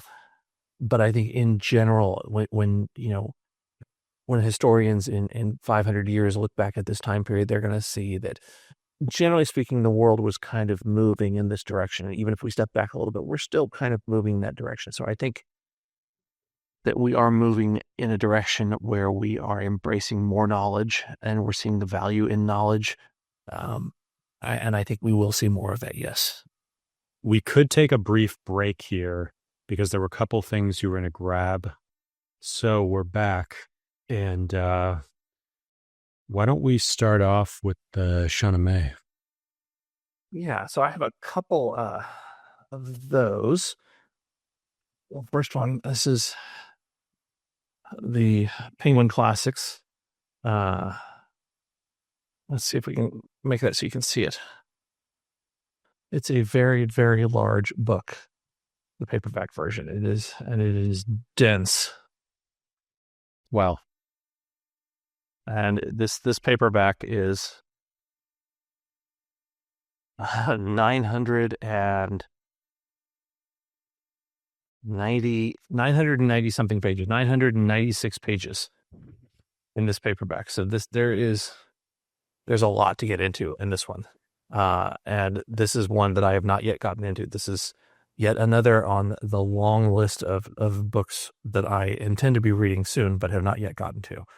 I also have this version, which actually, let me show it to you. This is, oops, we can't, there, so you can see that better. The light on it. This is a slipcase. Look at the coloring on that bad boy. That almost looks exactly the same as the clay. All right, let's see it. Let's put it up against the clay. Actually, let me take it out of its jacket.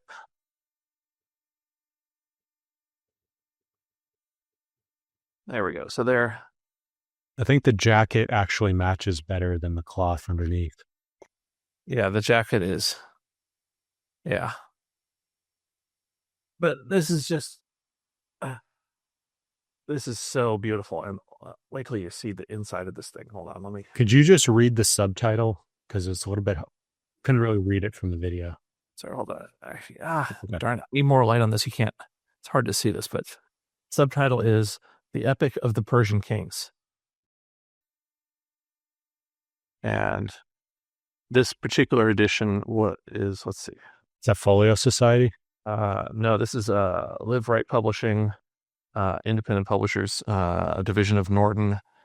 Let's see, this was, I forget when this, okay, this one came out in 2017. Yeah. But this is, I got the illustrations on this one, just, oh my gosh, they were amazing. This book actually feels like almost a modern magazine book, like a hardcover magazine. It's everything is glossy and it's filled with art.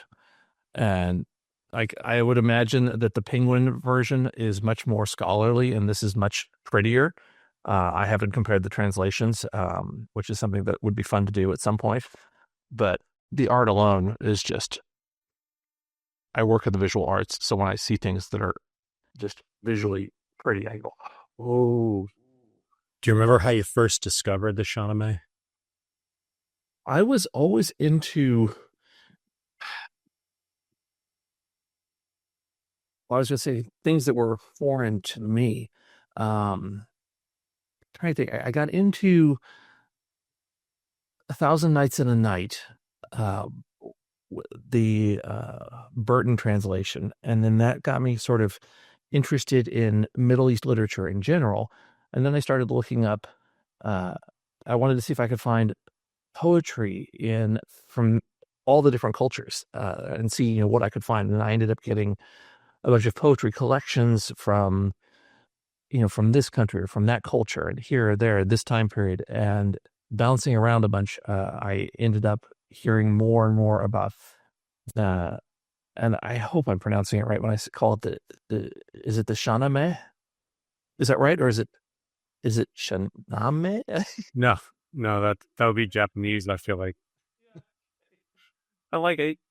Shahnameh. I've learned my lesson. That if I mispronounce something on stream, then I know that I'm going to get absolutely eviscerated later. I think that's how Sharmila said it. She said Shahnameh. Shahnameh. Okay, good. Yeah, so I picked up the penguin because I do like penguins, but ultimately I can never say no to a hardcover, and I can never say no to a hardcover that has great illustrations in it. And so that's what this one actually does have some cool illustration. I mean, you just can't see it though. Darn it. Okay, next time I think I'll have maybe have a table set up where I can show the camera right on the thing. We'll have a second camera set up. But yeah, this is just such a cool piece of work, and this is a book that would take a while. This is not. For some people, I know that this is a weekend read. This is not a weekend read for me. This is a couple weeks to go through this, to really do it justice and to have fun with it. So this would take a while, but yeah, very, very cool. So I have got two versions of this one, but when I saw what Sharmila had, oh, she's got some fun books. Oh boy. And I'd be lying if I said that I didn't go and Google some of the books that she's like, oh, look at this special book. And then I went to Abe Books. I'm like, oh, look at that. Oh, that's pretty. And then I'd see the price. I'd go, ooh, that's not as pretty as I thought it was. Or maybe it's even prettier. I don't know. Yeah, there was a guy on YouTube that I was just wondering if anything had come of this. He had said, could you help me build my library with this exact collection? And he wanted to contact you. I was just curious if he ended up He didn't contact. no. Okay.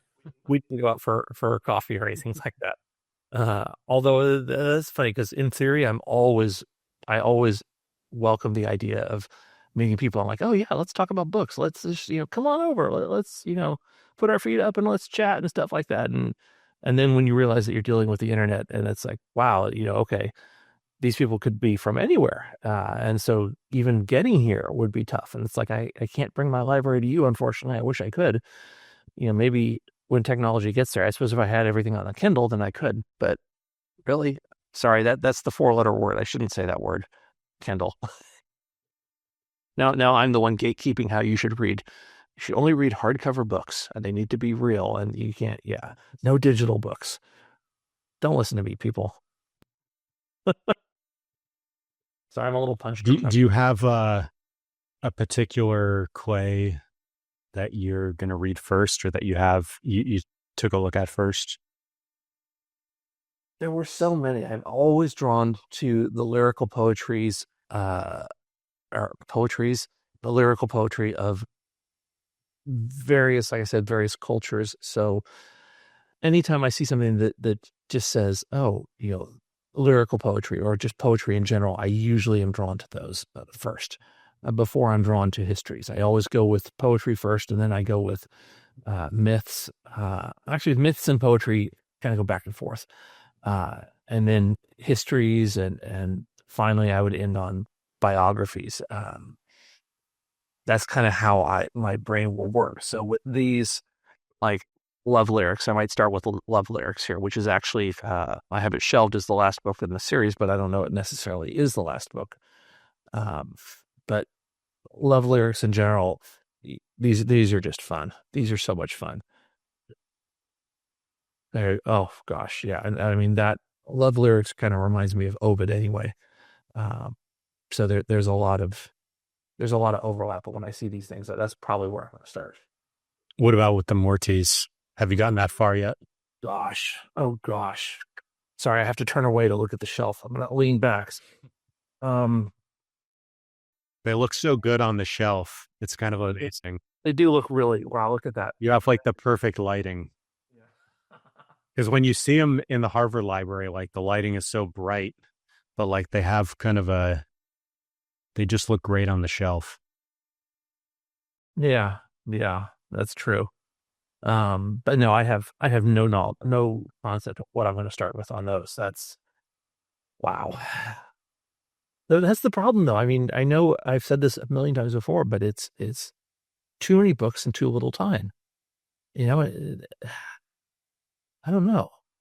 I don't know what the heck I'm going to do. And I just picked up this other book too, which I was going to show the other thing. Here, I got this thing. Oh, but did you get the book that I shipped you originally?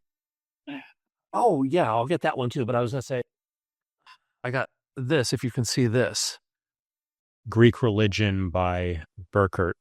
Yeah, the Harvard University Press. Oh. So, right out of Cambridge. So I saw this one. I'm like, oh, okay. Okay, I'm going to have to pick this guy up. And I was looking at the hardcover version, and it's just, oh, boy, it was pricey. So, yeah, the paperback is really nice. But I'm really looking forward to this one. But to your point, Timothy, Well, before we move on, what was the story behind the Burkert book? So I get a lot of recommendations online, whether I'm on social media or, I'll email people that I'm talking to, and they'll be like, "Oh, have you read this? Have you heard about that?" And I'm a sucker for anything based on like myth or Greek religion, or Greco-Roman, I should say. Just learning more about how religion and mythology were practiced. I should say religion, not mythology. How religion was practiced is kind of fascinating to me. Religion is fascinating to me in a sort of an armchair scholarly way, because I'm always curious to know, like, what draws people to religion and what did they do with it? And I mean, we see it everywhere around us in the world today. So it's just, I'm always interested in seeing how other cultures had explored it, especially the genesis of it. So I'm hoping that this book, and it looks like it will, this book will give me some pretty cool information.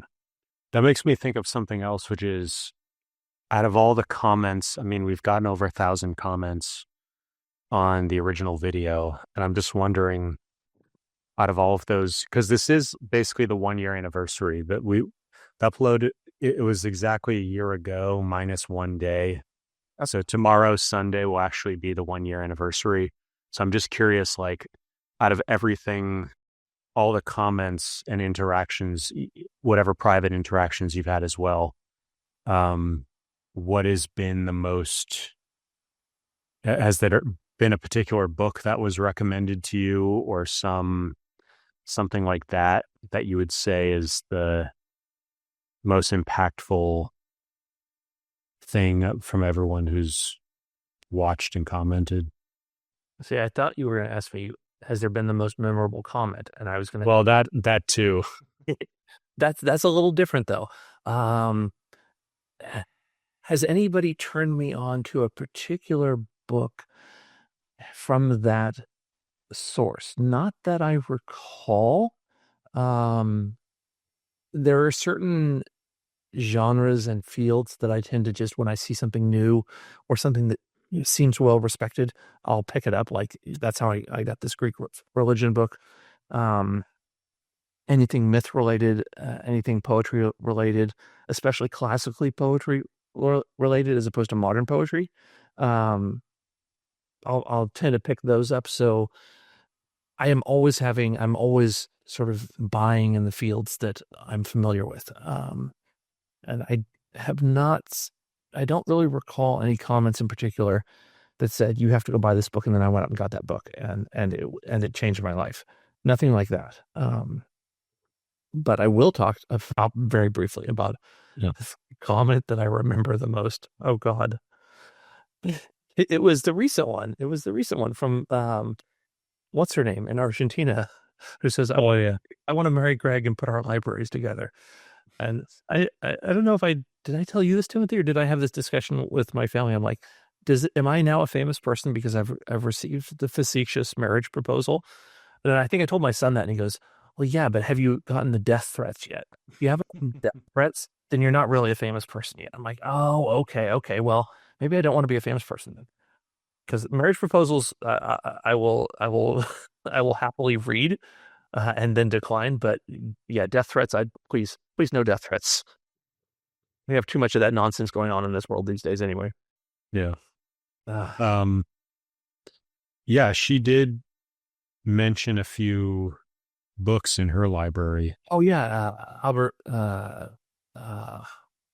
Is it Camus or Camus? I think it's Camus. Okay, thank you. Okay, I'm glad I asked then.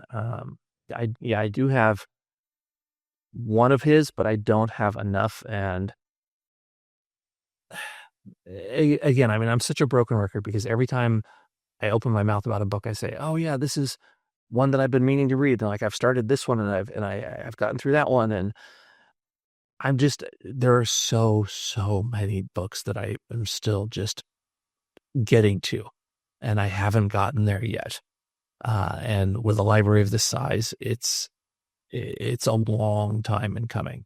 And even a 1 year span between our videos, I've read a lot since then, but I've also gotten a lot of books since then. So it's really, I don't think that my percentage has shifted that much. And if anything, it might have even shifted into the negative as I've purchased faster than I've read, which I always seem to do. Yeah. So the book she recommended, or she didn't recommend it, but she said she was making her way through slowly, is the love letters between Albert Camus and Maria Caceres. That's right. I remember that now. Yeah. And that was reminding me of the love letters. I think it was between, was it Anais Nin and Henry Miller. Henry Miller, yeah. And I have those, and I've read those years ago. What caught you onto those? My mentor at the time was she was a French novelist, which makes it sound like she was 300 years old, but she was French, living in America, and also a novelist. And she was always recommending French literature to me. She's like, "Oh, have you checked out Balzac? Have you read Dumas? Have you, Anais Nin and all of this stuff?" So picking up on, I got a lot of cues from her. And so she turned me on to Anais, and she turned me on to, oh gosh, who else? Flaubert. Not that Flaubert was writing love notes, and maybe he was, but I haven't seen him. Although I do have some of his letters. I should go back and read. I mean, I don't think they were meant to be published, the Camus love letters. And that's always a danger, isn't it? Is that, which kind of makes them more special in a way, because yeah. Well, it's like whenever you see archaeologists digging up something that had been buried for 2,000 years or something, and you go, was it, it's wonderful that we're learning about this, but they never intended for these people to be dug up, or these things to be dug up.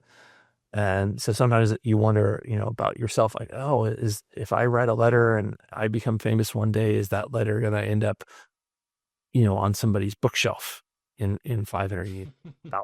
Like, well, no, certainly not, because I'll never be that famous. But it is kind of interesting. Like, I wanted to ask you about just reading letters in general. I think especially people of my generation and younger who have maybe never written a letter, never received a letter in like a meaningful sense.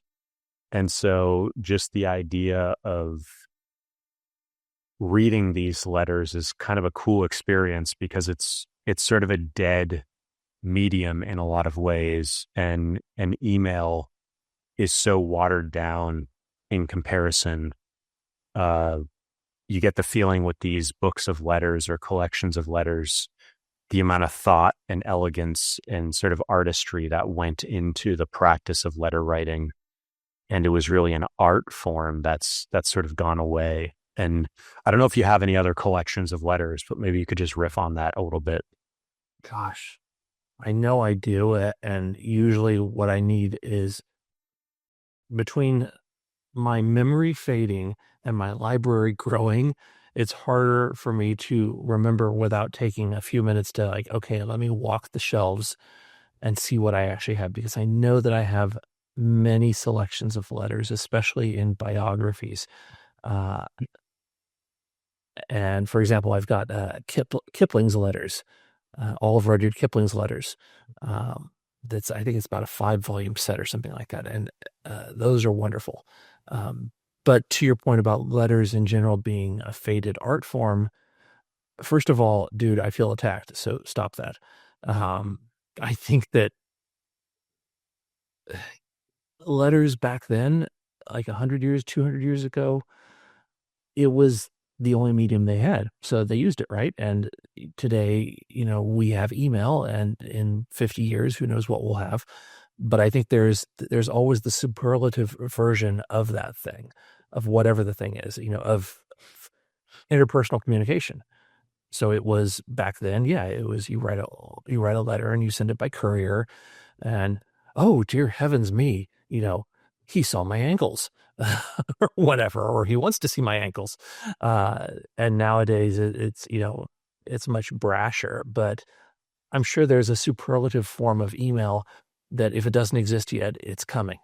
And we will see that. I think that they're just, I like letters in general because I guess I'm still that generation, but I think they're just, they were just the medium that people used. And ultimately what mattered was the communication within the medium, not the medium itself. Even though, if I had the opportunity, I would still write letters by hand. I would still use, the fountain pen to write letters. I just don't really have call to write letters that often. So I end up using, pens and penmanship for things like journaling. Well, like, what is your overall impression of when you have read these letters? Is it between intellectuals and they're talking about ideas? Oh no, they're personal. Okay, at least the ones that I've read. A lot of times I think, I want to say Mark Twain wrote a bunch of letters too.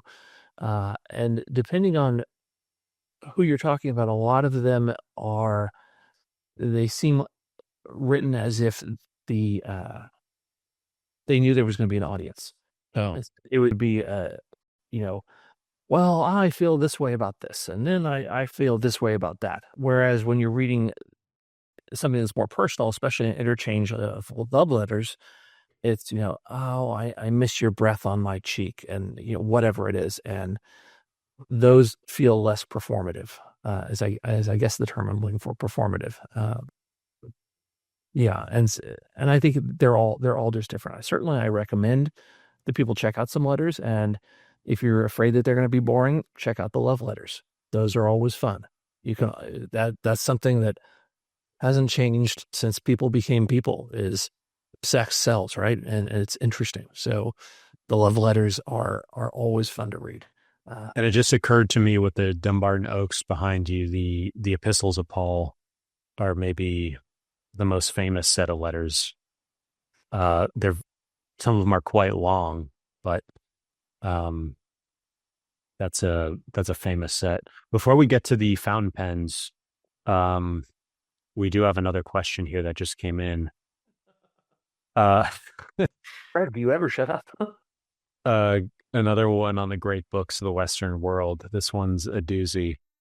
Given that there are 38 years between the first and second editions of the great books of the Western world, the third edition should theoretically come out in 2028. Who do you think might compile this third? This is actually a multi-part. So what do you think about that? Who do you think might compile this third edition? Well, they always say that history was written by the victors, right? So if you're going to look at a third edition that's coming out in 2028, you have to ask yourself who's in power and is going to see a reason to publish something like that. And by who's in power, that effectively means who has enough money to do it and enough sort of foresight to see that people are going to be interested in buying that thing. Because I don't think anybody is creating hugely expensive multi-volume sets like that without a good reason.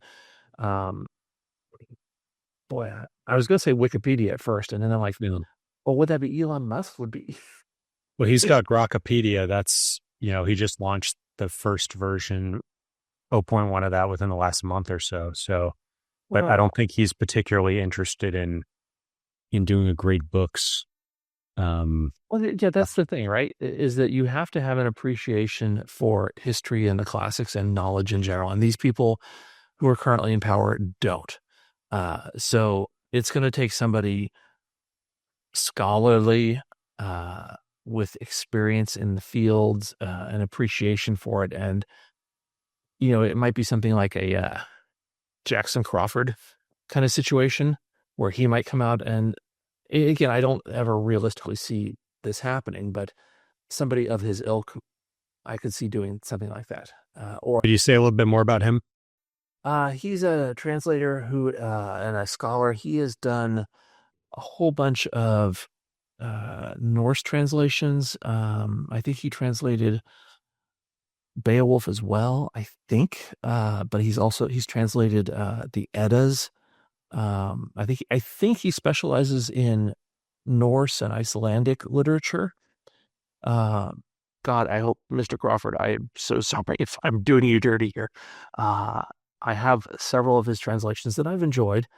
And I know on his, he does Audible books as well, and he reads them himself, which is always kind of interesting because you get to hear, the translator's actual voice reading the thing. I was actually going to say, I think that might be the most interesting next step, because so many more people who would never, I've actually found, like with the Bible, for example, before reading it, just listening to it is like, especially with these very long texts, you can have it on the back, going on in the background, or while you're driving or falling asleep or whatever, and you can get through a lot of material. And with some of these books, it doesn't sink in, like it's too foreign the first time. Like even with like the Iliad or the Odyssey, like if it's your first time experiencing all these proper names or nouns from another language, you're not going to remember it all. It's going to be too much. So you shouldn't even really expect yourself to understand half of what's going on the first time you read. And actually, I think a big thing that makes the audiobooks better than text is it's hard to remember names if you don't know how to pronounce them. So I think actually the best thing to do is to go through first with an audiobook of the Iliad or the Odyssey or a Russian novel, learn all the pronunciations, and then when you read it, you'll know what sounds to make in your head of how to pronounce all these names. And it's just very demotivating to hit all of these names of places and people and have no idea how to pronounce it. And then that takes up, that will overwhelm you, and then you give up. So audiobooks, I think, are one of the most important things actually to step into these classics, and it's the best first step. No, I agree. I actually like that, because I think that it goes back to my point earlier that all of these books, what they contain is information, and information needs to be palatable, so that people can appreciate it and ingest it and do something with it.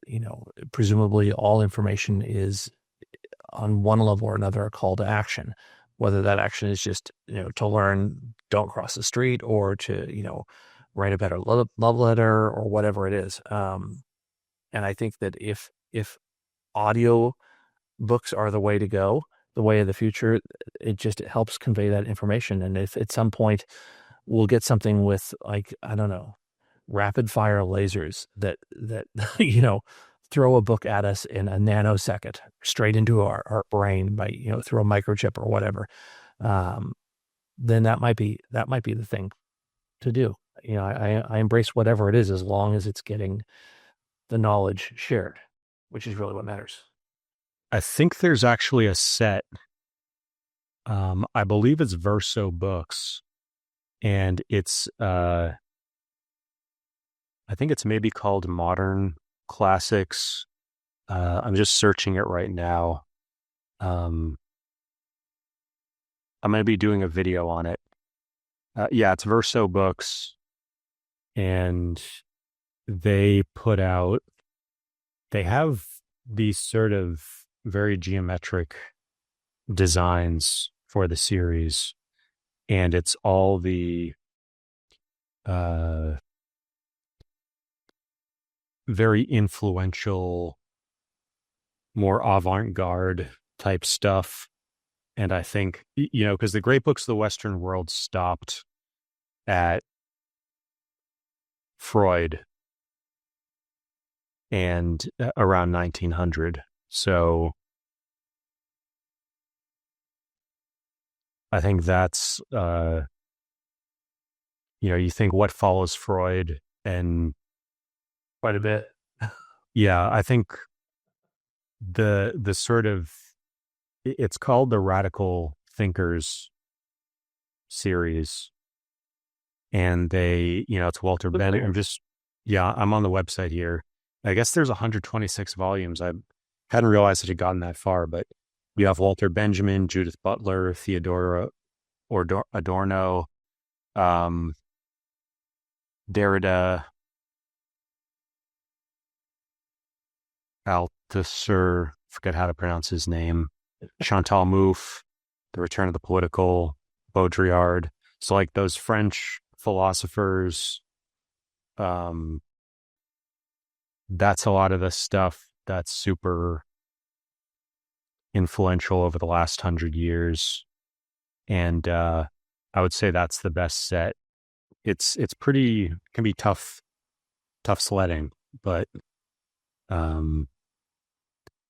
and there's a lot of Edward Said. So there's a lot of more controversial Lukács, Tactics and Ethics, Hegemony and Socialist Strategy Towards a Radical Democratic Politics, Laclau and Mouffe, that's a really important one. So I'd say there's less consensus about those, but that series is extremely important. Horkheimer, Critique of Instrumental Reason, Frederick Jameson, A Singular Modernity,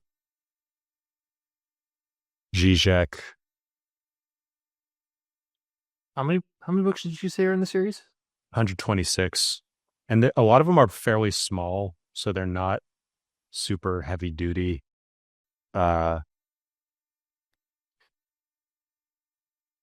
Sartre's War Diaries, that looks interesting. But yeah, but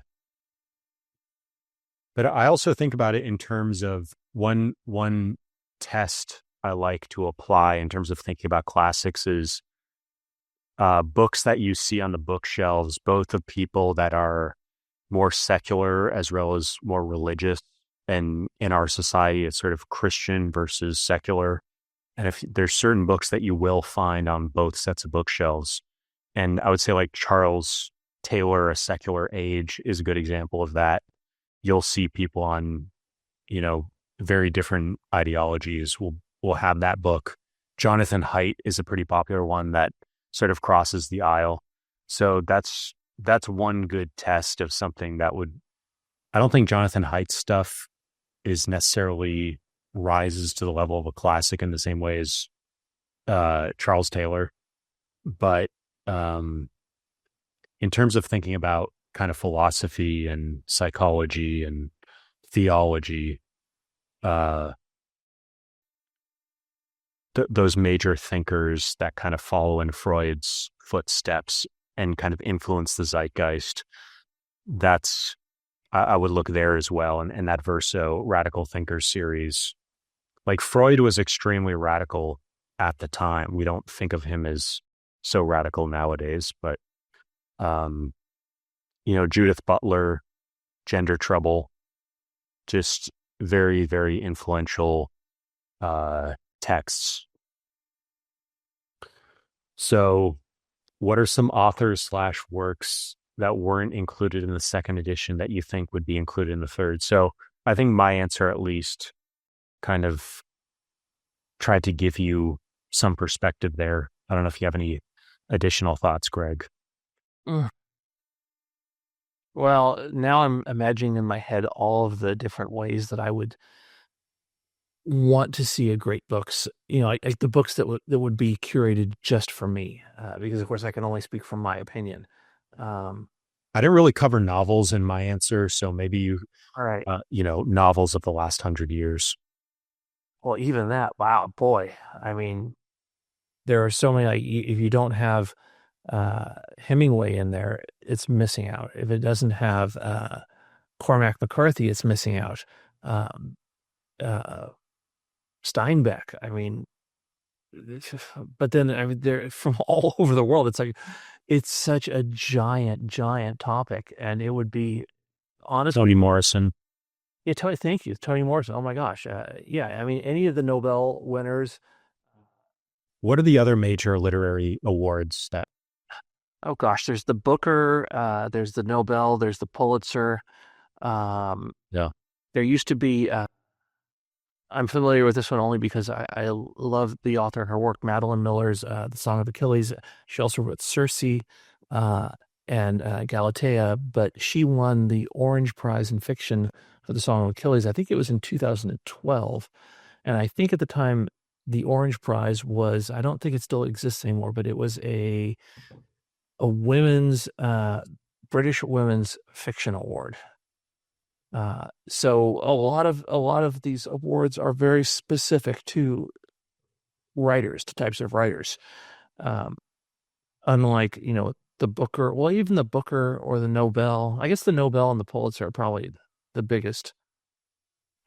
I'm trying to imagine, like, who would I put even on these lists? And it would be months of making lists and going, what about this person? And then having committee meetings about it to really narrow it down, to get to something that you go, okay, this is something that would actually work for posterity. Because it's like, we always ask the question, like, who's going to be the next Shakespeare? Or, who's the next Chaucer? Or who's the next Homer? You could also just look at what books are assigned in high school and in undergraduate. They have to pick a fairly small number of books for these intro level courses. And so actually I don't know if the Norton anthology, they're always kind of tweaking with that. So yeah. We talked about that in the original bookshelf tour, the sort of function of those anthologies. And they won't give you the full book, but they'll give you a selection of a bunch of different books to kind of give you a flavor of what's hot. Yeah. It's wow. It's just, it's so big because for every one that I can think of, there are literally 1,000 that I'm forgetting or overlooking. And it's such a fascinating topic that, like, even like if you had a dedicated channel just to that topic, I don't think you could do it justice in months. If you had podcasts, well, here, Timothy, now I'm feeding you channel information, but yeah, you did a podcast with a whole bunch of scholars like Sharmila and others, and said, what's going to be the multi-volume set that is going to take us through the next 150 years. What a fascinating topic. I mean, I would love to sit in on that and say, wow, this is just to watch people banter back and forth and like, oh, you can't consider Updike, fuck Updike, or whatever it is. Or Steinbeck was the only one, if you're not considering Steinbeck, or what about Jan Martel, Life of Pi. Oh my gosh. It's just such a fun discussion, but I have no clarity whatsoever to offer. One thing that came up in my interview with Alexander Arguelles is he thought that there wasn't enough coverage. I believe he was talking about the great books of the Western world. There wasn't enough coverage of the Middle Ages and medieval period. So, and I agreed with him about that. Well, so a really good point. Ooh, I like that. There were like some major, I don't know if it was Chaucer or what were the major things he thought were missing, but, or maybe Dante. I feel like Dante was in there, but there were some major authors of the Middle Ages that, and Professor Arguelles is, he's heavy into the Middle Ages. And if you watch my interview with him, we went into that, and he has a whole like bookshelf just on the Middle Ages, and he studies Old English and Middle English and stuff. So, Dude, have you published this video already? yeah, it's on my channel, and we're going to be doing a bookshelf tour. Dude, okay. Well, I gotta go watch that because that sounds cool. He sounds like my kind of people. I like those guys. Yeah. And you can actually see, if you watch that interview, it was almost a proto bookshelf tour before I even had the idea. Because I was like, hey, like I've never really seen the great books of the Western world on a bookshelf. Can you like zoom in on that or something? So yeah, that interview was really good. That's cool. Yeah. So there's another one here. Do you think a third edition will ever come out? Because Mortimer Adler in The Great Conversation says, unless the barbarism of specialization is somehow transcended, it is unlikely that in philosophy, the natural and social sciences, and history, truly great books will have been written in the closing decades of this century, or will be written in the century to follow. I just love what was it? The Barbarism of specialization. That is just what a turn of phrase that is. That's because that's so true, isn't it? I mean, capitalism teaches us that you specialize, that you draw things into a niche, and then you become the person who does that thing. And then if people want that thing, they go to you for that. Wow, that's wild. I love that. And yeah, I think that taken with a broader view, you can say that, okay, you can have a conglomerate or an amalgamation of specialists, and you can still have that overarching perspective of everything. You don't need to find people who are only, jacks of all trades. You know what I mean? You can get somebody who's just into European medieval history, and somebody who's just into, post-colonial, whatever.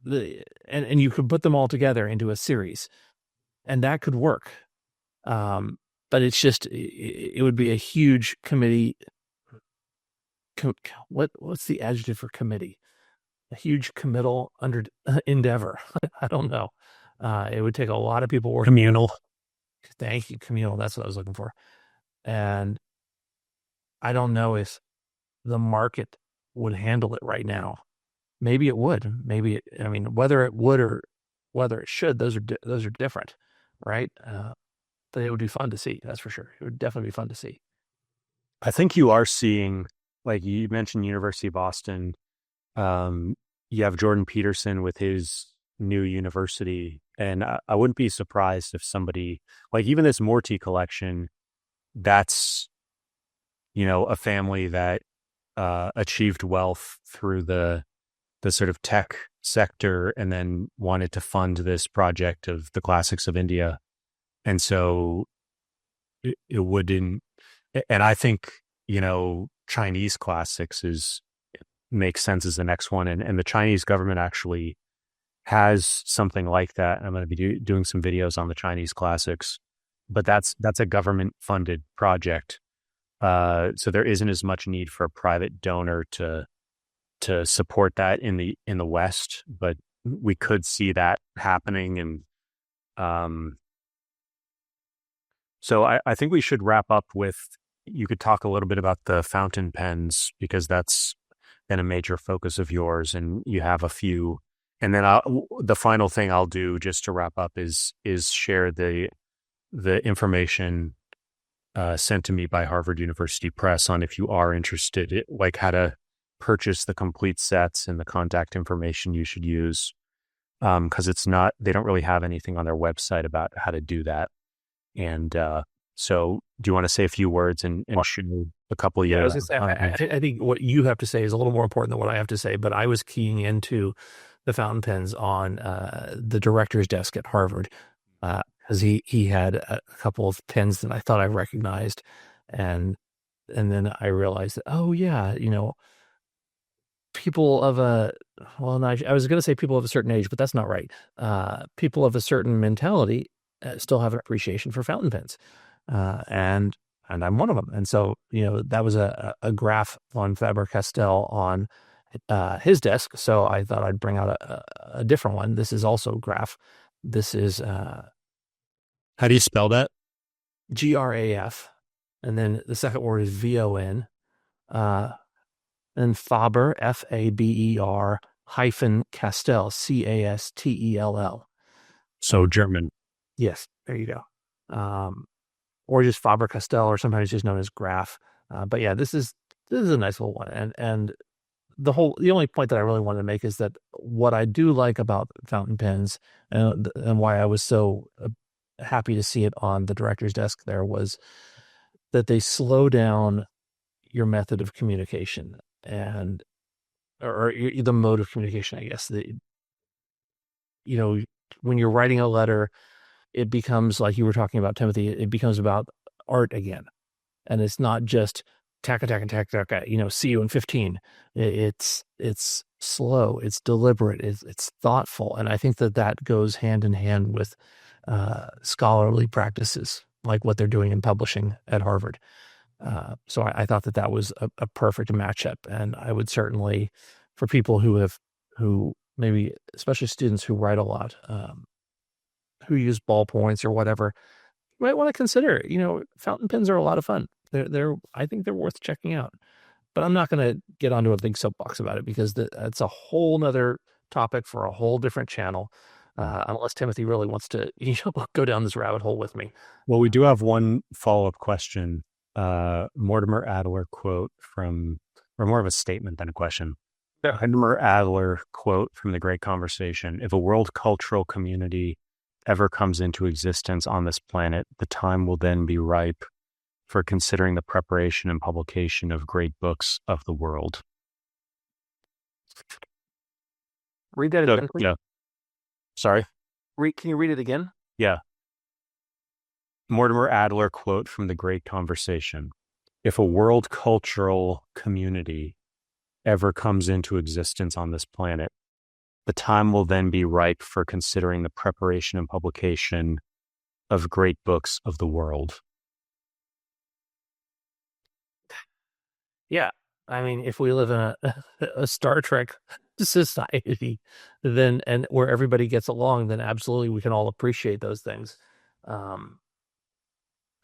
That's part of what I'm trying to do with the Bookshelf Tour series is bring on people from different cultural backgrounds and see I like that. what their bookshelves look like and what people have in common, what people is sort of unique to a particular language or a particular culture or a particular ideological or religious or political leanings. So I think that's, I'm trying to do that. And Alexander Arguelles actually has some great stuff on his website where he's done a lot of work on the classics of the East to put together lists of books that represent different cultures of the East. And so that's a really great resource. There's also a book or book series called I think it's called the Great Spiritual Works of the East or something like that. It's sort of like the closest equivalent to the great books of the Western world. So I would recommend checking that out. I think you're on the right track too with going after professors, scholars, people who have like working libraries, because those, to me, at least when I see them visually, they're the most interesting, and they usually have they're often specialized in just a few topics rather than more general.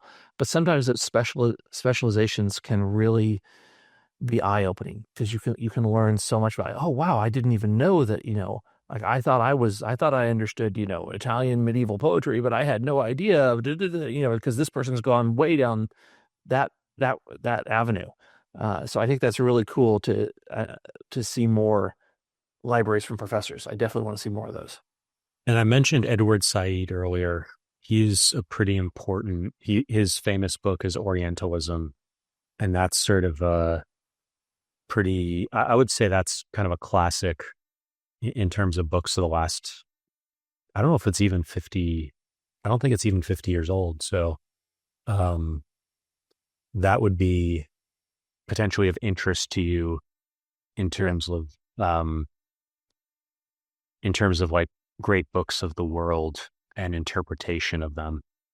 But yeah, Greg, unless you have any last words, I'll get into the stuff from Harvard for those of you who want to potentially invest in some of these sets. And they haven't sponsored me or anything. This is just, I wanted to get the most accurate information because they don't have this on their website. And when I was ordering my gift for Greg, I was trying to figure out, what's the proper way to do this.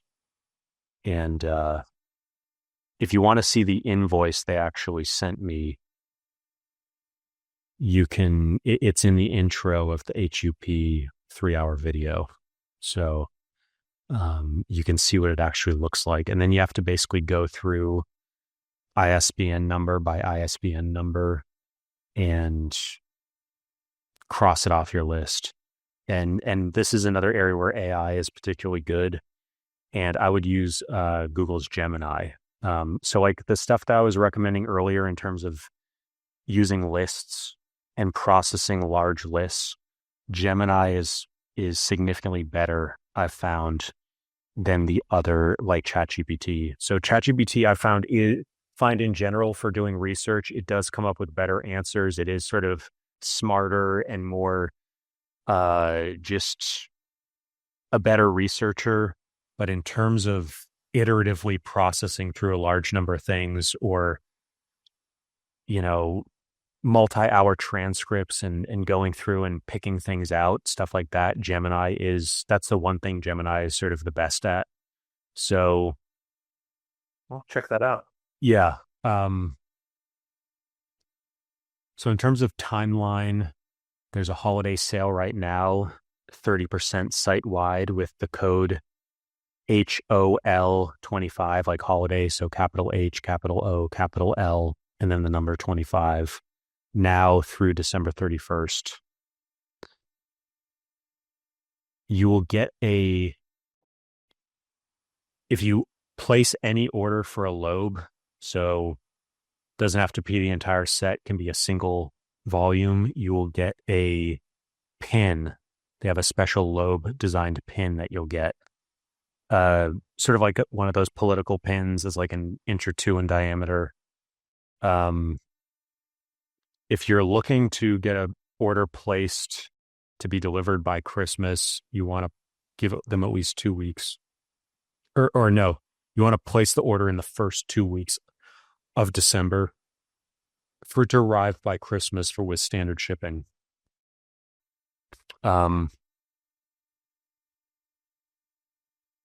Orders placed through. Sorry, Greg, go ahead. No, I apologize. I was just going to say I'm getting super excited hearing about all this Harvard stuff. I was like, they have so many choices. It's like, oh my gosh, there's a discount now. Oh my gosh. So, but of course now I want everything signed by Sharmila. It's like, I don't want to purchase a Harvard book unless Sharmila has touched it. Oh my God, I've jumped onto the Sharmila bandwagon now. Yeah, and something I recommend is just checking out the catalogs for Harvard and other university presses, because they're really at the cutting edge of a lot of stuff, and they focus on publishing stuff that a normal publisher might not publish because it wouldn't sell really well, but it's intellectually very important. So it's a great way to discover books that you wouldn't discover otherwise and sort of be ahead of trends and that kind of stuff. And so reading those catalogs from the major university presses, like the Ivy League university presses, is a great way to discover new stuff. And some of them even put out novels, which I didn't really pay attention to. And I discovered a YouTube channel. I'm going to try to get him on for a bookshelf tour, where he made a video about one of his ways of discovering new novels that people have never heard of before is novels put out by university presses. So anyways, That's cool. another question was, how long does it take from initial email until payment made to get all the information and place the order? Orders placed through our site during the week go immediately into WW Norton's ordering system. Orders placed on the weekend come through on Mondays. Orders received during the week by noon Eastern will generally ship by the following business day. Standard delivery is via UPS Mail Innovations and costs $4.95 for the first item plus $125 for each additional item. Orders will arrive 3 to 7 business days after shipping date. I also asked if you get anything special when you get a full set, and they said not anything currently, but if you'd like to share ideas with us, we'd love to hear them. I'm thinking. I have an idea. You have the same idea, but I have an idea. What, the medallions? Yes. Yeah. I was thinking like medallions.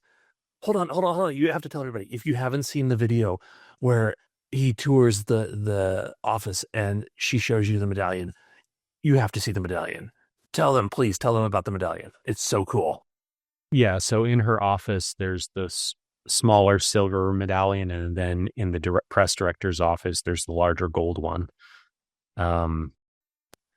I think they should, like, the old school way of selling these sets, like the Harvard Classics, was you would get them on subscription and you get one a month or something like that. And I think that would be kind of a cool way to sell them, is like, if you want the full 550 volumes, you might pay for that over 5 or 10 years, and you might get 50 or 100 of them per year.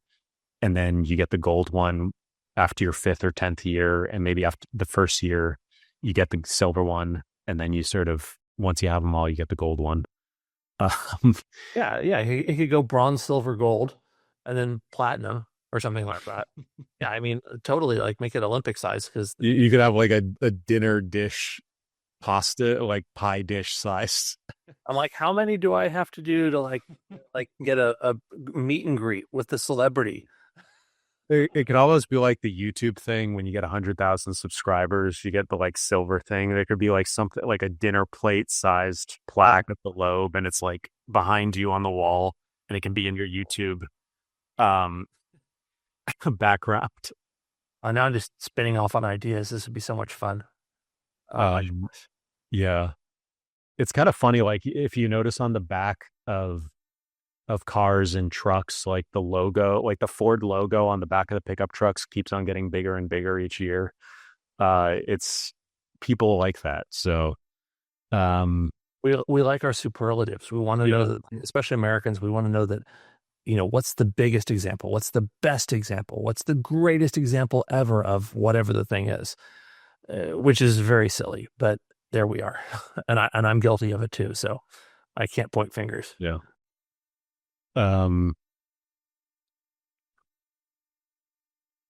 Yeah. So if anybody has ideas, and I think they're willing to do something with the medallions if there's enough interest. So definitely leave a comment under the video, and I'll bring that up again when I visit next year to make that happen. So put you down for 3. So it's people don't want the medallion. I'll take 3. Is there someone to talk to, and can orders be placed over the phone? Yes, our customer service line can be reached at 800-233-4830 or customer service at www.norton.com. Is there a best telephone number? If people have specific questions for HUP, they can email hup_news@harvard.edu. And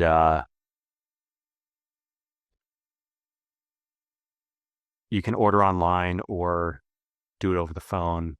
For these large sets, I would be kind of afraid to do it through the regular cart, because you literally have like hundreds or dozens or hundreds of things. But so I would do it over the phone and get they'll email you the invoice as a PDF, and then you can double check everything. There's also some stores, and they sent me some photos. I need to check whether I can put the photos in the video, but I asked, is there an official home store or official store for HUP where you can see the entire set in person? And some that she listed here are Seminary Co-op in Chicago. That one looks really cool. Powell's Books in Portland, Oregon. Politics and Prose in DC. Not all of these have the complete set. I know the Co-op. Powell's does not have the complete set. Okay.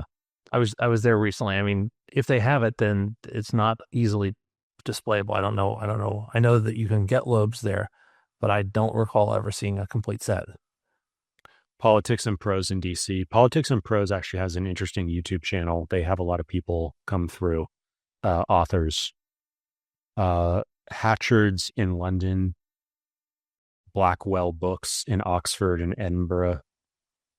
And Homer Katabevi in Istanbul, Turkey. That one is really cool. There's a great picture there.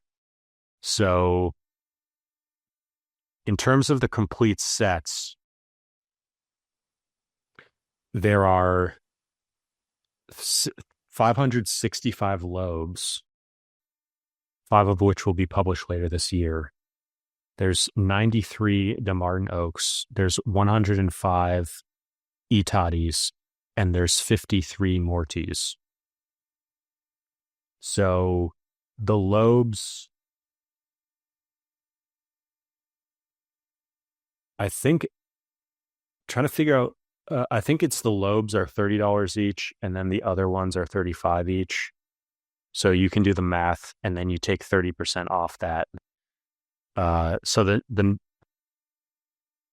yeah, it's the Loebs is like, after discount, it's like, I think around 12,000, and then the rest of them are about 1,000 to 2,500, just very roughly. Those were the calculations I did last year, and there's more books now, but that just gives you a very rough, and they'll give you an exact invoice and price all that out for you. So yeah, that's it. The information from Harvard. And are you going to do a text overlay of this information on the video when you post it? I'll probably put it in the description, especially the phone number and email. Cool. But yeah, if you have ideas, if you have a cool idea for a bonus they should give, or even the subscription idea, which I suggested, of getting them on subscription, they're very interested to hear those ideas. And so definitely reach out at that HUP_news. That would be so cool, though, doing subscriptions of, like you put in your fields of interest, and then their internal algorithm or their curator just says, okay, well, based on your interests, you're going to want these books, and you've set your budget at whatever. So we're going to send you X number of books per whatever term you want within that field. That would be really cool, because I'll bet, boy, they must have some gems that most people don't even know exist, because you have to know what you're looking for. But if they could curate it for us and then send it to us, how cool would that be? Yeah, even Sharmila. So that email, even though I don't. The HUP_news@harvard.edu. That's the address I was getting earlier. And I was even thinking like a mini, because HUP does have these mini sets of like, and there's even part of the Loebs is there's sets of 5 or 10 that go together, and it's like early Greek philosophers or this or that collection. So there are sub collections within the Loebs, and you can pick those up, and they've got some articles on the Harvard website that lay out some of those, so you can check those out. But yeah, Greg, unless you have any other final words, we can wrap up here for today. Thanks a lot for everything, and I hope you enjoy the Murtys. And we'll, I don't know if you want to try pulling out the camera and just show people quickly who've stuck around what the full Harvard wall looks like. Let me see if I can do that, actually. It might help to open up the window shades a little bit to get a little bit more light. All right, let's see here. I'll open this one up here. Bring some of that. The others are open, but it's a November day, so Yeah. Let me see here. Can I get this to show for me? Hang on a second. I might have to take this out of here. So I can't see what you can see. So I'm going to just tip it up. Yep. Yeah, that shows everything on the right. And then if you can tilt over to the left.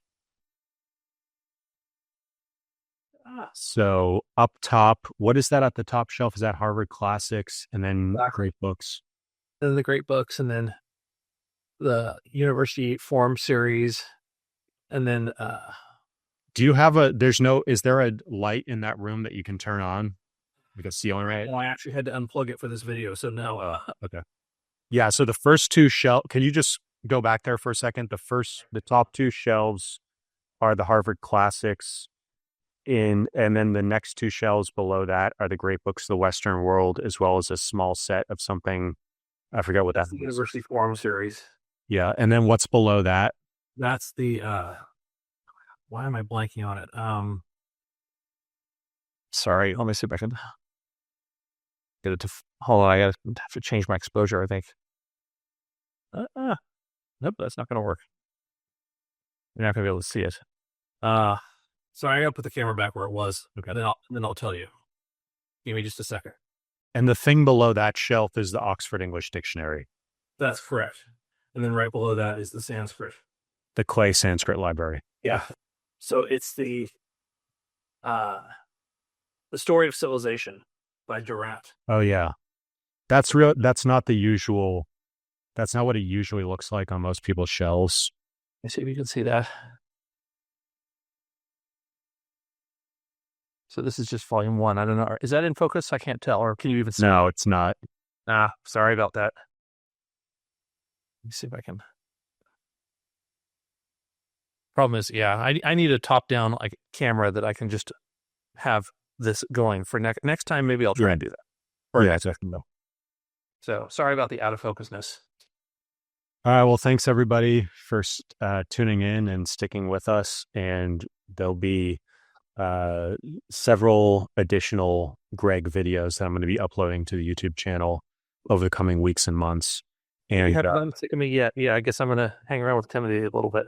Yeah, and we'll look forward to hearing how you're making progress through all these sets, as well as all the new acquisitions. So we're going to have to do a whole nother video just on the acquisitions, because we haven't talked about that in a while. You also have your Iliad, right? The Iliad collection of translations. So we'll need to talk about that. We got a lot to talk about. Yeah. We got a lot to talk about. So thanks, everybody. Definitely shoot me questions if you have anything else, and we'll see you next time.